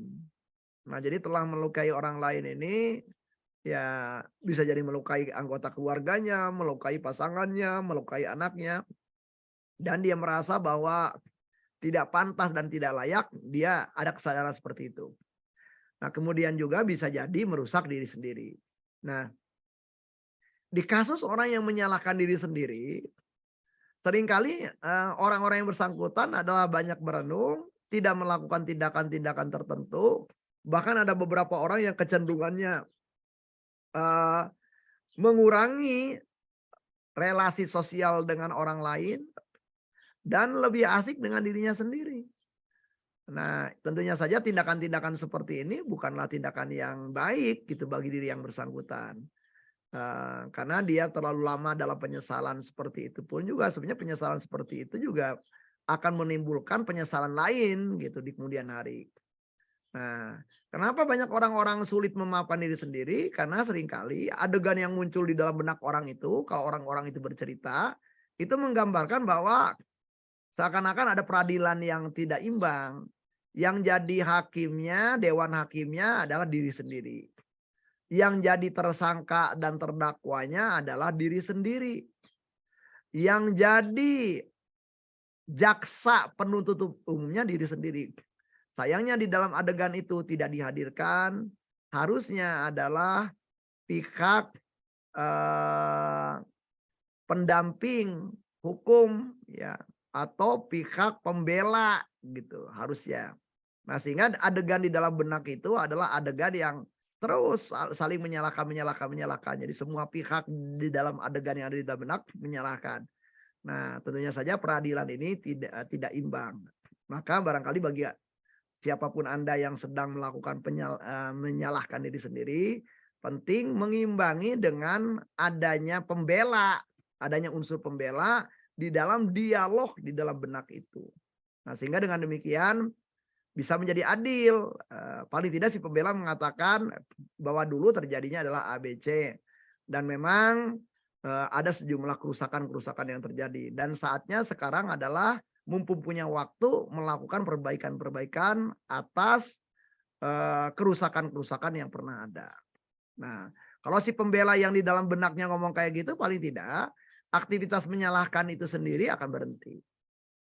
Nah, dengan demikian tahapan pemaafan diri sendiri itu ya kalau kita cermati, kita perlu memahami tujuan kita apa nih. Tentunya saja tujuannya supaya kita mau melakukannya harus dilarikan menjadi tujuan yang lebih mulia. Kalau saya mampu memaafkan diri sendiri, saya akan mampu melakukan ragam banyak kebaikan yang selama ini barangkali tertunda gara-gara saya terlalu banyak melakukan perenungan-perenungan yang menyalahkan diri sendiri. Otomatis ketahui kesalahan apa yang dibuat, kerusakan apa yang ditimbulkan. Kemudian juga ketahui apa saja perasaan atas yang kita lakukan tadi. Kemudian, nah, bisa jadi kita mengalami rasa bersalah, bisa jadi kita mengalami rasa malu. Nah, selama ini orang-orang yang tidak memaafkan diri sendiri itu adalah berlama-lama di tahapan tadi merasa bersalah dan merasa malu ini.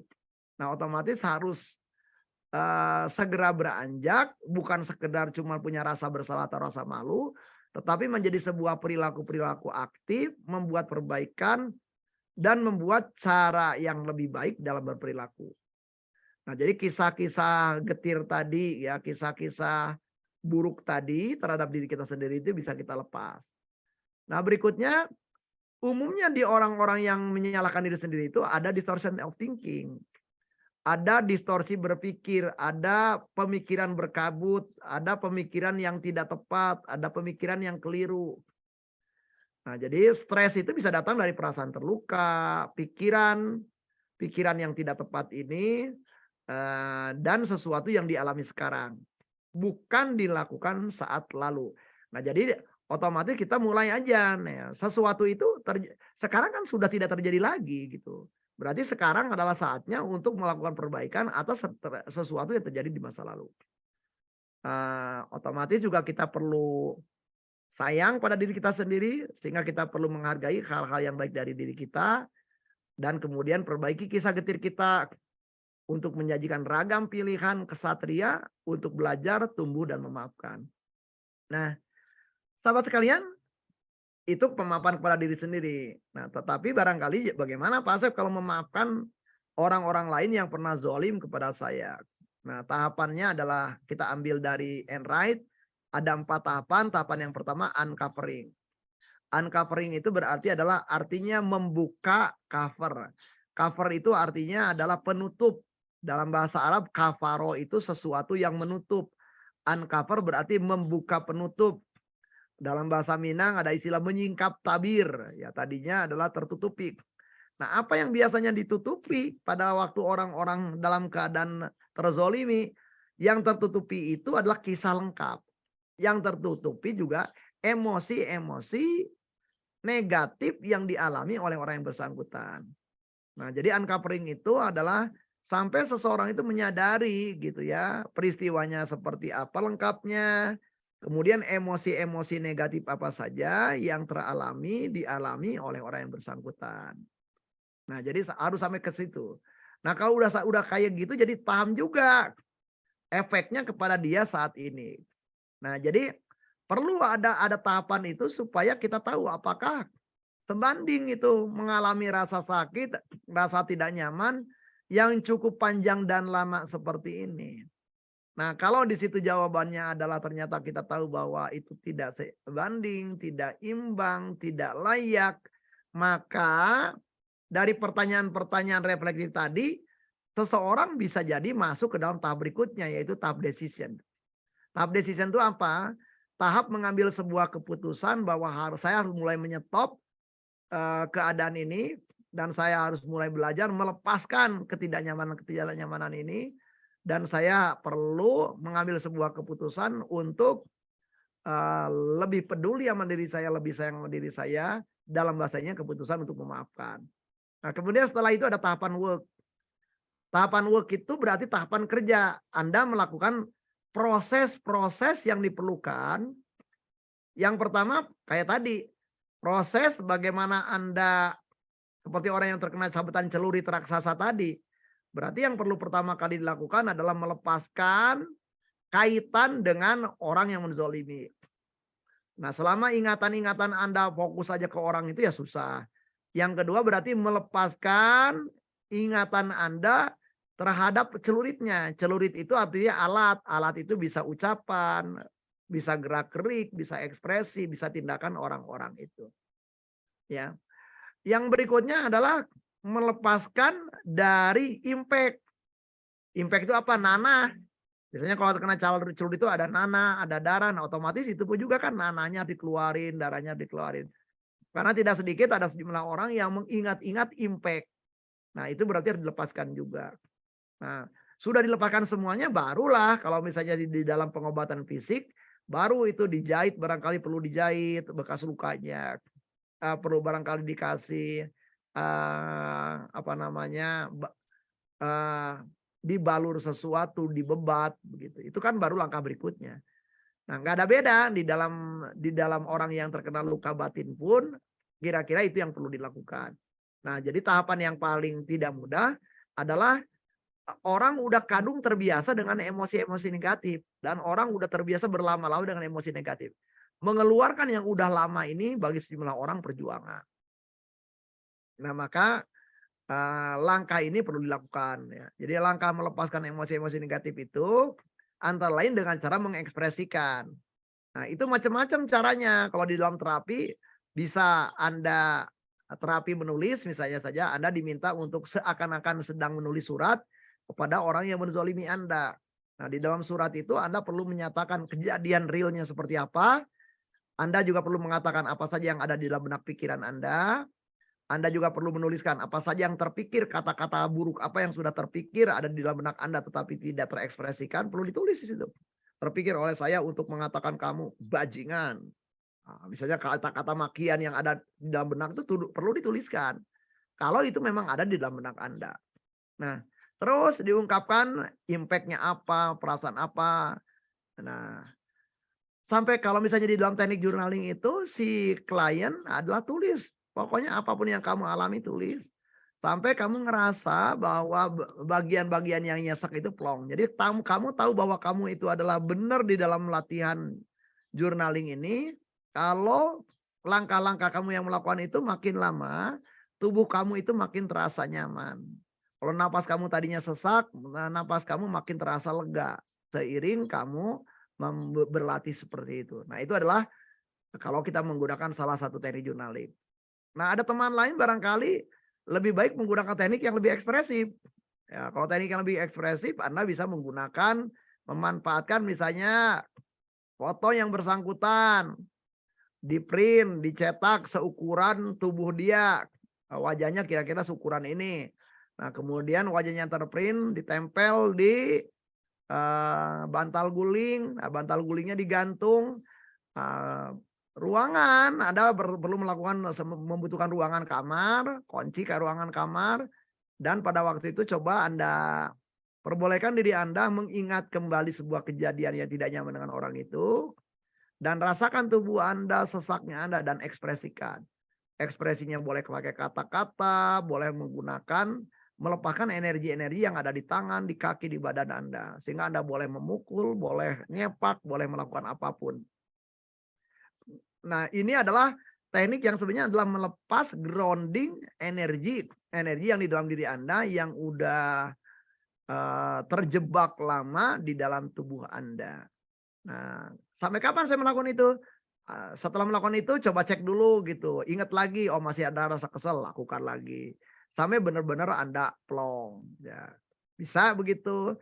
Nah, dan itu bahkan di Jepang itu jadi salah satu teknik yang dilakukan di kantor itu ya. Di kantor itu bahkan di beberapa perusahaan Jepang besar itu ada patung-patung para bos gitu ya di satu ruangan.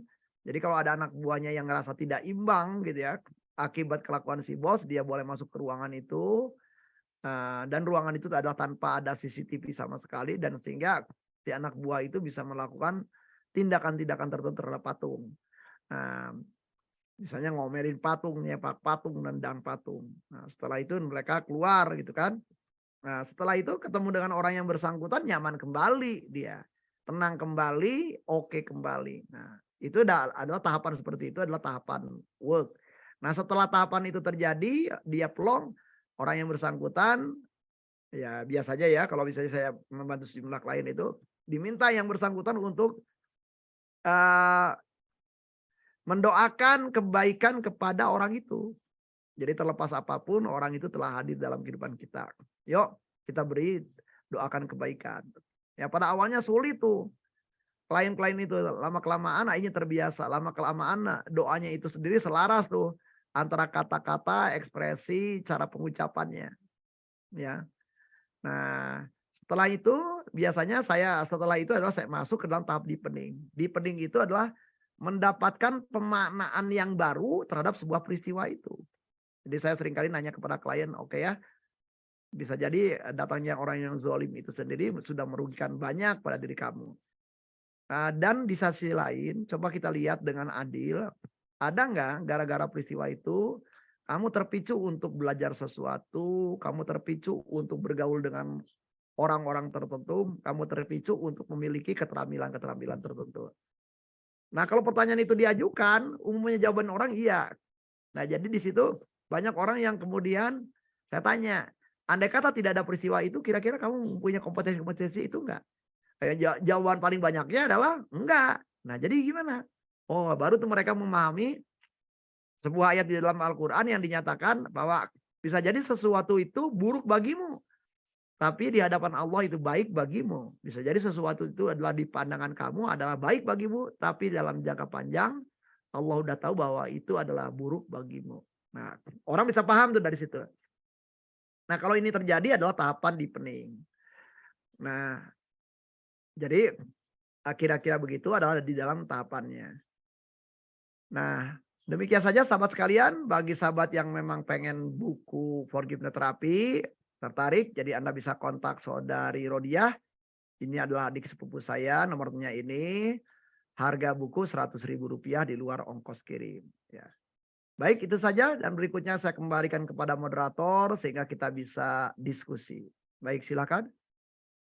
Terima kasih kepada guru kita Pak Asep Hairul Ghani. Alhamdulillahirobbilalamin, luar biasa sekali materi yang sudah disampaikan pada sore hari ini. Ini ada satu pertanyaan dulu. Ada yang mau raise hand silahkan ya, silahkan raise hand. Tapi saya bacakan dulu yang sudah bertanya, Dr. Masruroh. Mohon izin bertanya, bagaimana pemaafan bisa lebih mudah untuk orang yang melankolis dan sekaligus perfeksionis, yang seringkali sulit menerima apabila diri sendiri dan orang terdekat tidak sesuai dengan yang diharapkan atau direncanakan. Terima kasih. Silakan, Pak.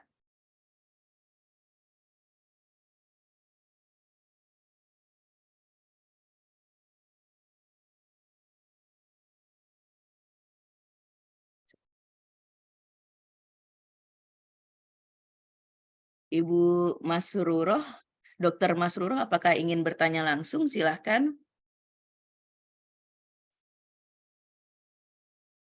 Ini juga ada beberapa private message. Silahkan, Pak.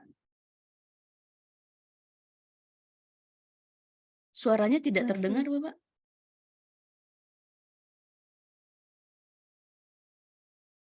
Bentar.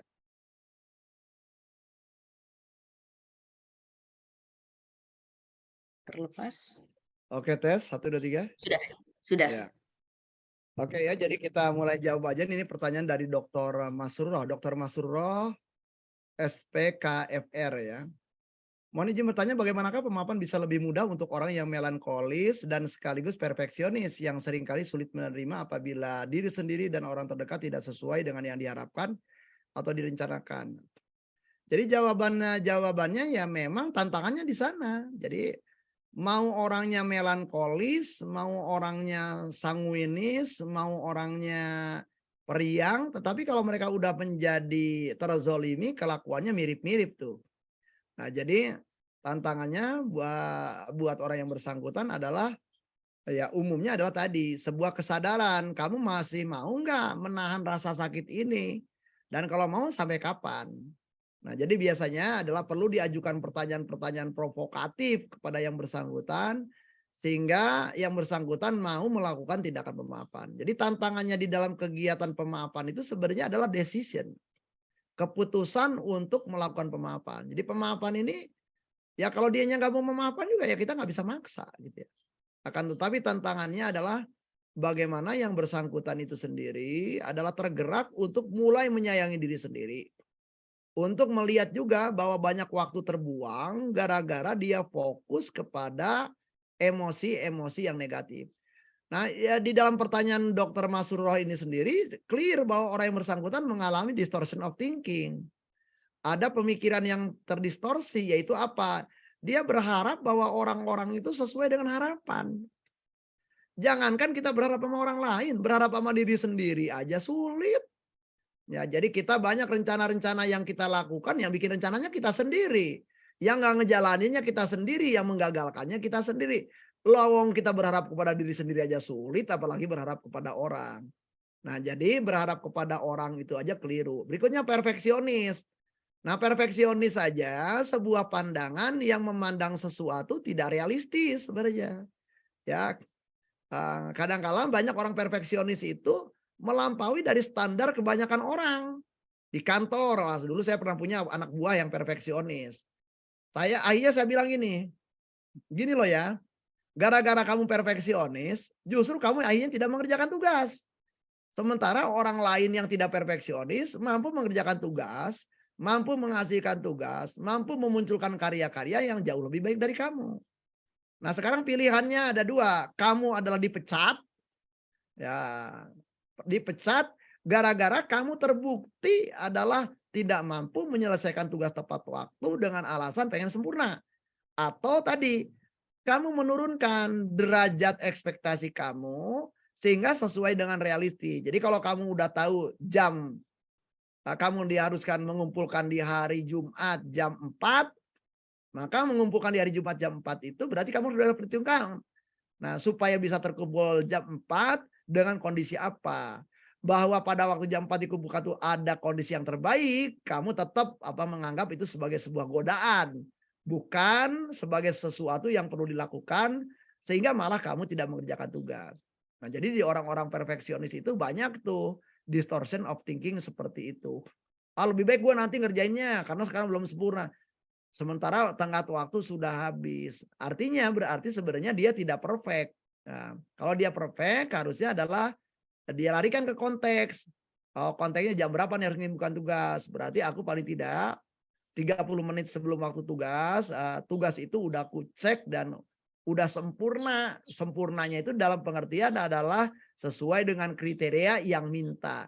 Nah, banyak orang-orang itu bikin kriteria sendiri padahal bosnya tidak meminta untuk itu. Jadi dengan demikian apa yang perlu dilakukan oleh orang yang bersangkutan si melankolis ini ya, si melankolis ini perlu sadar bahwa perfeksionis itu sendiri berarti juga adalah sesuatu yang perlu dia tanggulangi. Kemudian di sisi lain juga mengharapkan kepada orang lain itu berarti sama dengan berharap yang tidak mungkin. Ada lagunya itu di zaman lagu-lagu tahun 60-an ya. Berharap yang tak mungkin tiada guna. Nah, lagunya itulah. Tapi saya nggak mau bernyanyi lebih panjang. Demikian Bu Dokter Masruro. Berikutnya pertanyaan dari Dewi Mega. Assalamualaikum Pak Asep. Waalaikumsalam. Maaf agak panjang. Saya ada perasaan bersalah pada anak saya. Anak saya sudah meninggal dan penyesalan terhadap diri sendiri. Saya merasa saya zalim terhadap diri sendiri. Sudah 8 bulan sejak kepergian anak saya, tapi rasa sedih itu kadang-kadang muncul. Saya tahu bahwa tidak mungkin saya melupakan anak saya karena kadarnya bukan untuk dilupakan tapi untuk dikenang. Saya sering merasa bersalah karena saya tidak memanfaatkan waktu dengan baik ketika anak saya masih hidup. Tidak banyak membuat kenangan baik untuknya, tidak mengusahakan yang terbaik untuk kesehatannya. Di masa kritisnya saya menemaninya sambil sering main HP, seharusnya saya bisa membacakan sholawat, zikir, dan doa lainnya. Anak saya meninggal ketika saya tertidur. Saya bersyukur anak saya sudah tidak sakit lagi dan hidup dengan bahagia di surganya Allah. Tapi selalu terselip rasa penyesalan dan bersalahnya saya. Walaupun keluarga saya sudah mengingatkan saya dan mendukung saya agar tetap semangat. Tetapi saya selalu ada perasaan tersebut. Saya sudah berusaha untuk mencari kesibukan dengan menjalani berbagai aktivitas. Supaya pikiran dan perasaan buruk tersebut hilang. Saya juga tidak selalu sedih dan bersalah ketika mengingat anak saya. Seringkali juga saya bercerita hal-hal yang menyenangkan tentang anak saya. Sudah kami lalui dulu dengan suami saya. Bagaimana saya dapat mengatasi hal tersebut? Bagaimana saya bisa memaafkan diri saya sendiri? Sehingga saya siap memiliki keturunan kembali karena saya tidak mau saya hamil tapi masih punya rasa kesedihan yang mendalam. Oke Ibu, yang pertama adalah di sini yang perlu Ibu lakukan adalah bertobat. Bertobat bukan ke anak Ibu karena anak Ibu udah meninggal dunia. Bertobat kepada diri Ibu. Nah, bertobat kepada diri Ibu karena Ibu sudah menyalahkan diri Ibu. Gitu ya. Nah, berarti karena saya perlu bertobat kepada diri saya sendiri, maka apa yang perlu dilakukan? Memang pertama boleh ada penyesalan, ya udah benar itu. Tetapi yang berikutnya adalah ibu mulai perlu mengasihi diri sendiri. Ibu perlu mulai menyayangi diri sendiri. Nah, jadi wajar orang mempunyai kehilangan, mempunyai respon-respon seperti itu. Tetapi juga saat yang sama ibu perlu adil kepada diri ibu. Nah, jadi coba ya kalau ibu mempunyai waktu nanti isinya pada sholat gitu ya, lakukan refleksi gitu. Gara-gara aku terlalu menyalahkan diri sendiri ini, apa gitu potensi-potensi yang baik yang gara-gara tertinggal gara-gara aku terlalu banyak perenungan di dalam tema-tema kepada diri sendiri ini. Nah dari situ ibu jadi tahu tuh punya daftar, oh ternyata nih banyak kesempatan-kesempatan baik yang hilang, banyak hal-hal baik yang tertunda, tidak dilakukan, banyak potensi-potensi yang akan menjadi kompetensi barangkali terganjal gara-gara ibu berlama-lama. Nah kalau udah punya daftar seperti itu kan daftar penyesalan baru jadinya. Nah dengan demikian itu bisa memicu ibu untuk segera mengambil keputusan. Saya terima dan ibu harus jujur juga. Meninggalnya anak ibu bukan gara-gara HP ibu, bukan. Itu distortion of thinking loh ya.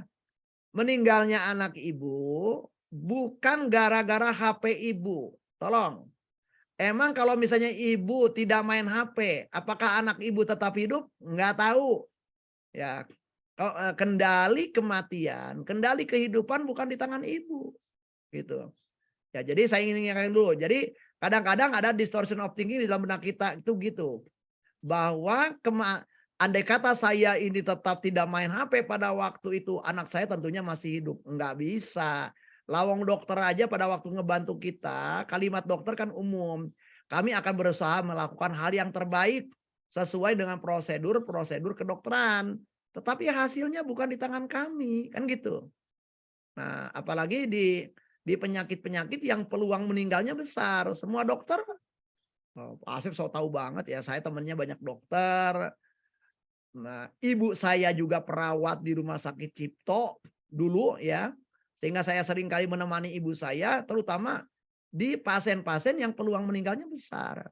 Nah, jadi itu sering kali diingatkan tuh oleh ibu saya tuh kepada para ibu-ibu itu atau para orang tuanya untuk tidak menyalahkan diri sendiri karena kematian itu bukan ada kaitannya dengan karya mereka, enggak.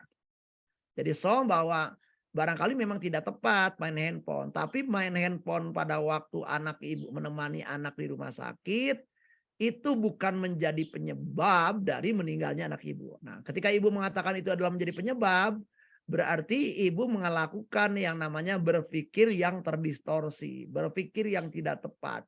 Nah, berpikir yang tidak tepat ini yang justru membuat diri sendiri terpuruk. Jadi stop mulai itu. Jadi anak itu meninggal karena memang sudah waktunya meninggal dunia. Dan ibu sudah membawa, mari kita berbaik sangka sama diri sendiri. Saya di dalam pada waktu itu dengan keterbatasan saya dan suami, saya mampu membawa anak itu ke rumah sakit terbaik pada waktu itu sesuai dengan kondisi pada waktu itu. Ya, jadi jangan berpikir lebih dari itu. Nah, artinya adalah bahwa ujung-ujungnya Allah yang Maha Tahu atas kehendaknya apa, ya saatnya kita bertawakal. Ya Allah, aku sudah melakukan upaya-upaya yang sudah dilakukan oleh seorang hamba dan kematian ini adalah walaupun aku tahu aku sedih, aku masih rindu dengan anakku, tetapi anak ini adalah bukan milikku. Nah, sehingga kalimat itu bisa diungkapkan oleh kita dengan cara ikhlas. Artinya ikhlas itu bukan versi manusia. Ikhlas itu adalah sebuah kata yang ibu ungkapkan karena ibu menyadari adanya Allah. Jadi ikhlas itu hanyalah akan mungkin kalau kita melibatkan Allah. Sadari bahwa Allah itu yang menciptakan kita. Sadari bahwa Allah itu yang menciptakan anak kita. Sadari bahwa Allah itu, anak itu adalah hanyalah titipan yang diberikan kepada kita. Dan nggak nunggu apakah kita siap atau tidak siap untuk anak itu diambil dari kita. Nah, kesadarannya harus dilarikan ke sana. Jadi bukan anak saya ini meninggal gara-gara handphone. Coba kalau saya tidak main handphone, mungkin anak saya masih hidup. Enggak seperti itu. Nah, bahwa ada kelakuan ibu yang nggak tepat gitu ya, asik main handphone sementara ada orang hadir, itunya yang barangkali saat ini perlu diubah. Paling tidak kalau ngobrol dengan suami, ada suami handphonenya dimatikan sehingga kita fokus kepada obrolan. Nah, jadi pertobatan ibunya perlu dilakukannya adalah demikian. Nah, terhadap anak ibu apa ya? Kirim doa terbaik di setiap ba'da sholat dan di setiap ibu ingat. Nah, karena ini dari cerita ibu belum 1 tahun, rasa kesedihan seperti ini adalah rasa kesedihan yang normal di orang-orang yang mengalami duka. Ya, jadi saya tidak mengatakan bahwa ibu ini abnormal, enggak. Di dalam duka yang ibu alami ini adalah respon-respon normal saja. Toh belum sampai 2,5 tahun gitu dari kejadian. Demikian Ibu, semoga Ibu bisa menjadi sayang sama diri sendiri, peduli sama diri sendiri, dan juga lebih memperhatikan kesejahteraan diri sendiri. Nah, berikutnya ini pertanyaan dari Amelia Wulandari. Assalamualaikum Pak, izin bertanya, jika sumber sakit adalah orang tua sendiri dan sudah berlangsung bertahun-tahun, rasa sakit sudah lama terpendam dan sangat sulit untuk memaafkan dan mempengaruhi kehidupan memaafkan, seperti apa yang dilakukan? Oke, nah kita nggak bisa ngubah orang tua kita. Dulu pada waktu kita kanak-kanak, sangat mungkin karena kita kan berada di depan orang tua nggak punya pilihan respon lain gitu ya kan. Kita nggak bisa cari orang tua baru gitu. Tetapi kalau Anda udah dewasa, berarti Anda ada dua nih. Anda perlu belajar melepaskan emosi-emosi negatif yang dulu di masa lalu. Tapi yang sekarang Anda perlu menghadapi orang tua Anda, menghadapi ibu Anda dengan cara baru. Ibu Anda bisa jadi tetap zolim, ibu Anda bisa jadi tetap kelakuannya begitu, ibu Anda bisa jadi tetap merepet gitu ya kan. Ibu Anda tetap bisa jadi comel, ibu Anda tetap bisa jadi nyinyir gitu.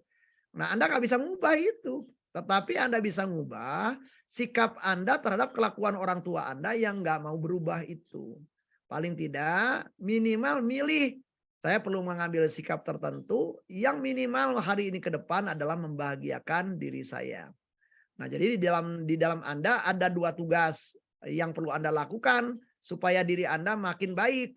Yang pertama melepaskan emosi-emosi yang masih nyangkut dari tema-tema masa lalu terhadap ibu Anda. Yang kedua adalah Anda perlu mempunyai cara menyikapi hal yang baru.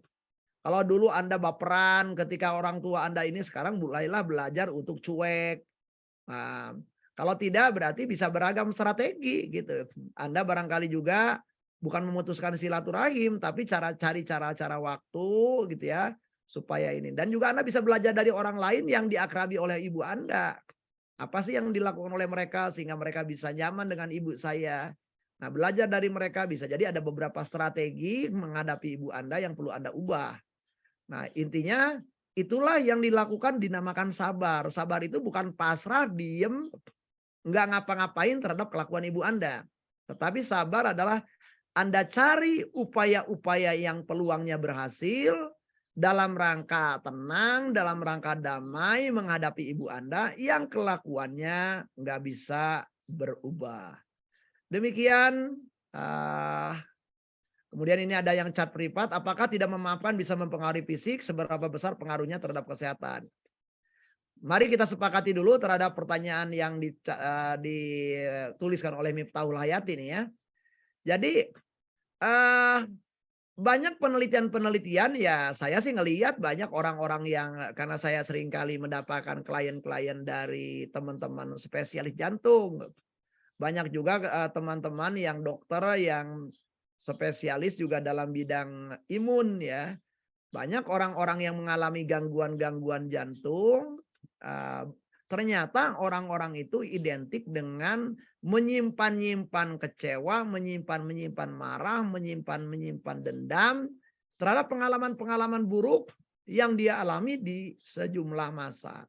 Nah, jadi itu adalah bukti lah ya, bukti. Ada juga nih orang yang kemudian psikosomatis, ada juga orang yang mengalami insomnia, banyak sekali.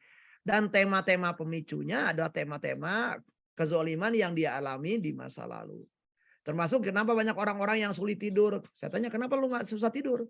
Soalnya kalau saya tidur termimpi-mimpi. Boleh tahu isi mimpinya apa? Oh, isi mimpinya adalah saya mengalami kezoliman-kezoliman. Nah, berarti kasihan orang ini. Penzolimnya mah bisa tidur nyenyak gitu ya. Sementara dia terganggu nggak bisa tidur karena kalau tidur termimpi-mimpi kembali. Nah, jadi ini barangkali adalah perlu apa ya, yang perlu Anda lakukan kalau pertanyaan berarti sangat bisa mempengaruhi fisik. Nggak usah jauh-jauh, coba Anda ingat-ingat kebencian. Dada Anda, fisik Anda langsung berespon saat itu juga, nggak nunggu waktu. Anda kesal sama seseorang, coba bayangkan ketika orang itu menghina Anda. Ketika Anda membayangkan aja tubuh Anda langsung nyesek, Anda langsung susah napas. Nah, itu bukti yang tak terbantahkan bahwa kita punya body memory. Punya ingatan-ingatan tubuh yang langsung bereaksi seketika kita mengingat-ingat sesuatu. Nah, orang-orang yang tidak memaafkan otomatis ingatannya penuh dengan apa yang dilakukan oleh si pelaku, apa yang dibicarakan oleh si pelaku, apa ekspresi si pelaku, apa tindakan si pelaku.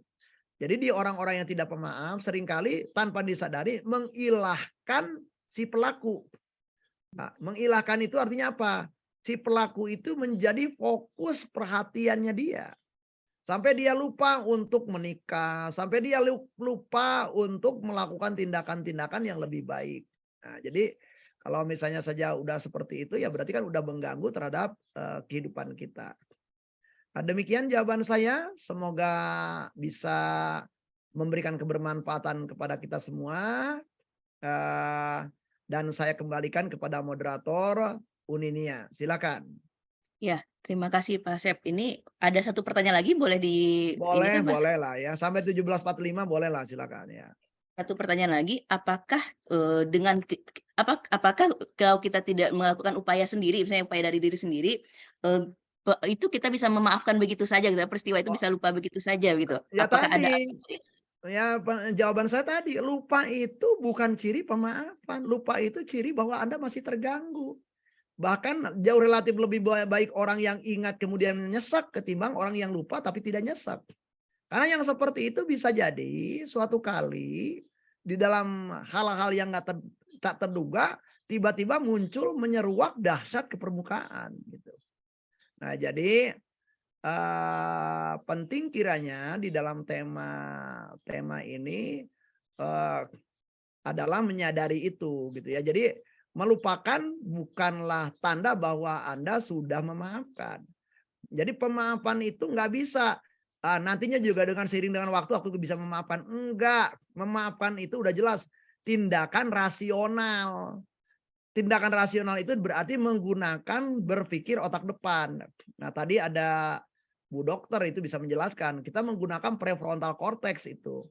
Nah, otak depan ini nggak bisa bekerja kalau otak belakang yang kaitannya dengan tema-tema emosi, kalau amigdala Anda, kalau hipokampus Anda terbajak oleh gerakan-gerakan amigdala. Nah, yang menggerakkan amigdala itu cepat sehingga nggak bisa membedakan hari ini dan kemarin, saat ini dan kemarin, saat ini dan masa lalu adalah kalau tadi amigdala Anda terhijack oleh emosi-emosi negatif. Nah, emosi-emosi negatif itu datangnya dari mana? Dari ingatan-ingatan kita sendiri. Nah, jadi dengan demikian tadi ya berarti memaafkan itu adalah sebuah upaya rasional. Jadi upaya yang perlu dilakukan bersungguh-sungguh. Nggak bisa tanpa niat untuk melakukan itu. Dan ingat, niat memaafkan jangan berkaitan dengan orang lain, dengan orang penzolim. Jangan. Niat pemaafan yang terbaik adalah saya ingin memastikan diri saya menjadi bahagia. Saya ingin memastikan bahwa diri saya menjadi merdeka. Dengan demikian seluruh potensi-potensi terbaik saya bisa menjadi kompetensi. Seluruh potensi-potensi saya bisa direalisasikan. Nah, kalau dengan niat seperti itu, kita nggak lagi ngaitkan itu kepada si penzolim. Tetapi kita ngaitkan dengan betapa banyak kesempatan-kesempatan yang hilang gara-gara kita menyimpan marah, menyimpan kecewa, menyimpan dendam. Nah, jadi ngapain kita fokus kepada orang yang orang itu jadi udah jolim. Orang zolim ditunggu, lebih parah lagi. Wah, aku tunggu dia sampai minta maaf. Buset, orang zolim ditunggu gitu ya. Orang zolim itu berarti orang yang udah hianat. Orang hianat berarti tidak memegang amanat. Kok tega-teganya gitu kita mau nunggu orang seperti itu. Nah, itu aja udah distortion of thinking tersendiri. Nah, jadi sahabat-sahabat sekalian, yuk kita belajar berpikir yang benar. Yuk kita belajar sayang sama diri sendiri. Mohon maaf, di masyarakat kita memang kadang-kala seakan-akan kalau sayang kepada diri sendiri itu egois. Mohon maaf, sayang kepada diri sendiri itu hukumnya wajib. Anda boleh cari banyak hadis bahwa orang peduli sama diri sendiri itu penting. Yang salah adalah kalau terlalu fokus pada diri sendiri, lupa kepada orang lain. Lebih salah lagi, fokus kepada orang lain, lupa pada diri sendiri gitu. Nah, itu lebih salah lagi. Jadi yang baik itu, sayanglah pada diri Anda sendiri sampai meluber. Sehingga dengan demikian luberan Anda punya energi untuk sayang pada orang lain. Sehingga dengan demikian kalau ada orang lain nggak sayang sama Anda, nggak peduli. Karena apa? Anda udah penuh kasih sayangnya dari diri sendiri. Nah, kadang-kadang kenapa kita gampang kecewa, gampang berharap ke orang? Karena kita hidupnya bertransaksi. Harusnya orang itu sayang sama gue, ternyata enggak. Harusnya orang itu peduli sama gue, ternyata enggak. Nah, kita bertransaksi. Nah, rugi jadinya. Yuk mulailah di dalam ajaran Islam ada yang namanya ibda binafsika. Mulailah dari dirimu sendiri. Termasuk menyayangi diri sendiri. Nah, dengan demikian kita enggak terlalu tergantung bahwa kasih sayang, kepedulian itu harus datang dari orang lain yang ternyata orang lain nggak bisa kita harapin. Yang ujung-ujungnya kita kecewa. Jadi sahabat-sahabat sekalian, mari kita belajar sayang sama diri kita sendiri. Mari kita belajar welas asih kepada diri sendiri. Karena Allah sudah sayang kepada kita. salah kita sendiri membuat kita tidak peduli kepada diri kita sendiri. Semoga apa yang kita diskusikan ini bermanfaat bagi diri saya dan bermanfaat bagi diri Anda sekalian. Dan saya ingin menutup kajian ini eh, dengan sebuah kisah ya. Jadi suatu kali para sahabat Nabi itu ditanya nih oleh baginda Rasul, "Wahai sahabat-sahabat sekalian, tahukah kalian siapakah Abu Domdom?" Wah, sahabat tengok kiri tengok kanan. "Lu Abu Domdom bukan?" "Oh, bukan, nama gua Abu Asep." "Lu siapa?" "Ah, nggak ada gitu yang ngasih nanya. Akhirnya para sahabat itu mengatakan, hanya Allah dan Rasulnya lah yang tahu siapakah Abu Domdom. Nah kemudian eh, baginda Rasul mengatakan bahwa Abu Domdom adalah kakek moyang kalian yang setiap menjelang fajar dia bermunajat kepada Tuhan. "Ya Allah, aku telah memaafkan." Nah, disebutin tuh sama yang bersangkutan. Si A, si B, si C, si D, si E, si F. Mereka-mereka yang telah menzolimiku di hari ini. Mereka-mereka yang telah meruntuhkan martabatku di hari ini. Nah jadi kalau kita mau menjadi orang yang pemaaf, kita kayaknya perlu seperti Abu Domdom. Nah satu kisah lagi nih. Suatu kali sahabat ditanya nih. Jadi suatu kali pada waktu itu ya di zaman Rasul masih hidup itu kalau sholat itu ya orang itu duduknya atau tempatnya itu udah terbiasa. Kalau misalnya dia katakanlah kalau sajadah itu diurut dari kiri ke kanan sampai 20, ada orang yang duduknya di nomor 3, sajadah nomor 3 tetap di nomor 3 gitu. Nah, katakanlah ini ada tempat itu hilang, tempat itu belum ada orangnya, berarti orangnya belum datang, tahu nih. Nah, Rasul ngomong nih kepada para sahabat. Nah, orang yang duduk di titik itu adalah penghuni surga. Waduh, kabar seperti itu membuat sahabat-sahabat lain yang tahu tentang sahabat itu bertanya-tanya, "Masa sih orang kayak gitu jadi penghuni surga? Kayaknya amalan-amalannya sama aja seperti yang kita lakukan." Nah, orang-orang penasaran, saking penasarannya mereka kemudian mengutus satu orang untuk melakukan penyelidikan. Nah, si orang yang ditugaskan ini adalah pura-pura kemalaman sehingga dia ngetuk pintu rumah orang itu sehingga dia bisa nginap di rumah orang itu.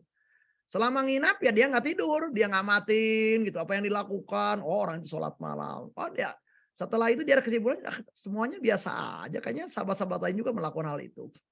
Pernah diobrolin lagi ke para sahabat-sahabat yang utus. Coba selidiki lagi malam kedua, dilakukan lagi. Sama juga. Malam ketiga sama juga. Nah, pada waktu ingin berpamitan setelah 3 malam gitu ya di pagi hari si tuan rumah bilang, "Ya kamu ini kok agak aneh, mana ada orang yang kemalaman 3 malam berturut-turut. Pastinya nih kamu nih ada tujuan tertentu gitu selain nginap." Akhirnya diceritakan gini. Jadi pada waktu kamu sebelum datang pada waktu itu Rasul mengatakan begitu. Makanya aku penasaran nih, kita penasaran. Kata orang itu, "Nah, apapun amalan yang kulakukan seperti yang kau lihat di setiap malam. Enggak ada yang berbeda. Tetapi barangkali ada amalan yang kamu tidak lihat karena yang tahu aku sendiri." Waduh, si sahabat ini makin penasaran. "Apaan tuh?" Sahabat itu mengatakan, "Pantang aku tidur di suatu malam sebelum aku memastikan aku sudah memaafkan orang-orang yang menzolimiku di hari itu. Orang-orang yang membuatku terpuruk di hari itu." Nah, berangkat dari 2 kisah ini terhadap Abu Domdon dan kisah yang kedua, maka kita ngelihat di sini berarti kalau kita mau bersih diri kita, perlu setiap hari kita melakukan pemaafan. Oke, perlu setiap hari kita melepaskan emosi-emosi negatif. Perlu setiap hari kita bermunajat kepada Tuhan. "Ya Allah, hari ini aku mengalami X, ada perasaan-perasaan tidak nyaman. Ya Allah, bantu aku untuk melepaskan ketidaknyamanan ini." Setelah itu, "Ya Allah, terlepas apapun saat ini bisa jadi aku belum paham apa yang terjadi, apa iktibar dari Engkau atas peristiwa ini kepadaku. Ya Allah, aku yakin bahwa ada sesuatu yang baik melalui peristiwa ini bagiku dan ilhamkanlah. Ya Allah, aku doakan bahwa orang itu adalah mendapatkan kebaikan dari Engkau." Andai kata kita bisa melakukan ritual sederhana seperti itu, insya Allah kita makin bersih diri kita, makin bersih hati kita. Dan semoga kita semuanya adalah di dalam Ramadan ini adalah mampu mengambil keputusan untuk melakukan pemaafan, sehingga kita mampu menyayangi diri sendiri, sehingga kita mampu menjadi bahagia, dan sehingga kita mampu menjadi bagian yang masuk ke surganya Allah melalui pintu-pintu pemaafan. Demikian, terima kasih. Assalamualaikum warahmatullahi wabarakatuh. Waalaikumsalam warahmatullahi wabarakatuh. Saya merasa beruntung sekali, berkah semua ya kita semua bisa bersama-sama hadir pada sore hari ini. Izin sebentar ya, Pak Asep. Ini buat teman-teman yang tertarik dengan buku Forgiveness tadi, silahkan menghubungi Ibu Rodiah, atau buat teman-teman yang berada di Padang, kita bisa nanti bareng-bareng kita pesan, biar nanti hemat di ongkirnya gitu. Nanti bisa menghubungi admin ya. Kemudian untuk teman-teman yang ingin ikut kelasnya Pak Asep, yang alhamdulillah ini saya lihat insya Allah Pak Asep tuh banyak kelas free-nya, kelas gratisnya dengan beberapa tema, bisa pantau di Instagram beliau begitu. Atau bisa juga di Facebook Pak Asep gitu. Jadi buat teman-teman yang kayaknya cocok nih dengan berguru sama Pak Asep, silahkan, banyak sampai akhir Ramadan kayaknya beliau full itu. Kemudian terakhir kita juga ada di Padang Rumah Konseling Miftahul Janiah, itu ada layanan berbayar, ada layanan yang gratisnya juga gitu. Jadi buat teman-teman yang rasa kita lagi butuh pengen curhat nih, atau yang tadi rasanya belum tuntas gitu, silahkan, kita ada konselor-konselornya juga, kita juga punya terapis yang nanti semuanya ada, tidak semuanya berbayar gitu. Kita juga ada menyediakan yang tidak berbayar gitu. Kemudian untuk teman-teman yang mengikuti Zoominar kali ini, kami evaluasi untuk yang membutuhkan sertifikat gitu. Jadi silahkan mengisi link yang ada di layar ya. Kemudian, nah, kita juga dari Rumah Konseling mengajak berdonasi kepada teman-teman semua, sumbangan kepada Madrasah Diniyah Takmiliyah Awaliyah Al-Qaryah di kampung Talun Tonggoh Desa Sukarame, Kecamatan Leles, Kabupaten Garut. Nah, ini salah satunya pembinanya Pak Asep Hairul Ghani gitu. Silahkan nanti transfer ke nomor yang ada nomor rekening yang terlihat ya. Kemudian satu lagi ajakan dari kami, silahkan buat teman-teman yang merasa kegiatan yang kali ini rasanya bermanfaat, kita buat teman-teman yang misalnya beberapa yang tidak tahu, oh emang psikologi pemaafan itu apa gitu. Oh kita harus memaafkan ya. Oh ternyata kalau melupakan itu tidak sama dengan memaafkan gitu. Tadi juga saya meng-highlight banyak distorsi dari berpikir yang salah gitu. Jadi mari kita memberikan pencerahan buat teman-teman yang lain yang belum tahu ternyata memaafkan itu tidak semudah yang kita pikirkan gitu. Jangan bantu teman-teman kita untuk memberitahu kalau celurit itu jangan dibawa-bawa gitu. Nah, kemudian ini juga informasi kelas kita yang terakhir di bulan Ramadan. Kalau yang tadi kelas awal kita membicarakan tentang masa kini, bersama Pak Asep kita bagaimana mengenal masa lalu, yang di talkshow yang terakhir kita mengenai bagaimana kita merancang the new Ramadan, bagaimana kita tidak bisa, kalau kita sudah selesai dengan masa lalu, kita bisa merancang masa depan yang lebih baik. Kita bersama nanti dengan Ibu Rifda Wahyuni, MPC Psikolog. Terakhir, kita tutup Zoom meeting kita pada hari ini dengan membacakan doa kafaratul majelis. Subhanakallahumma wa bihamdika asyhadu an la ilaha anta astaghfiruka wa atubu ilaik. Terima kasih kepada teman-teman semua. Terima kasih juga kepada Pak Asep Hairul Ghani. Ini sebenarnya di daerah Jawa Barat, di daerah bagian ini sudah mulai berbuka puasa ya, Kang ya? Belum, ini baru Belum ya? mungkin beberapa menit lagi ya. Ya, ini karena teman-teman ada juga yang dari wilayah Indonesia bagian timur. Ya. Selamat berbuka puasa, terima kasih semua. Saya tutup dengan Assalamualaikum warahmatullahi wabarakatuh. Waalaikumsalam warahmatullahi wabarakatuh.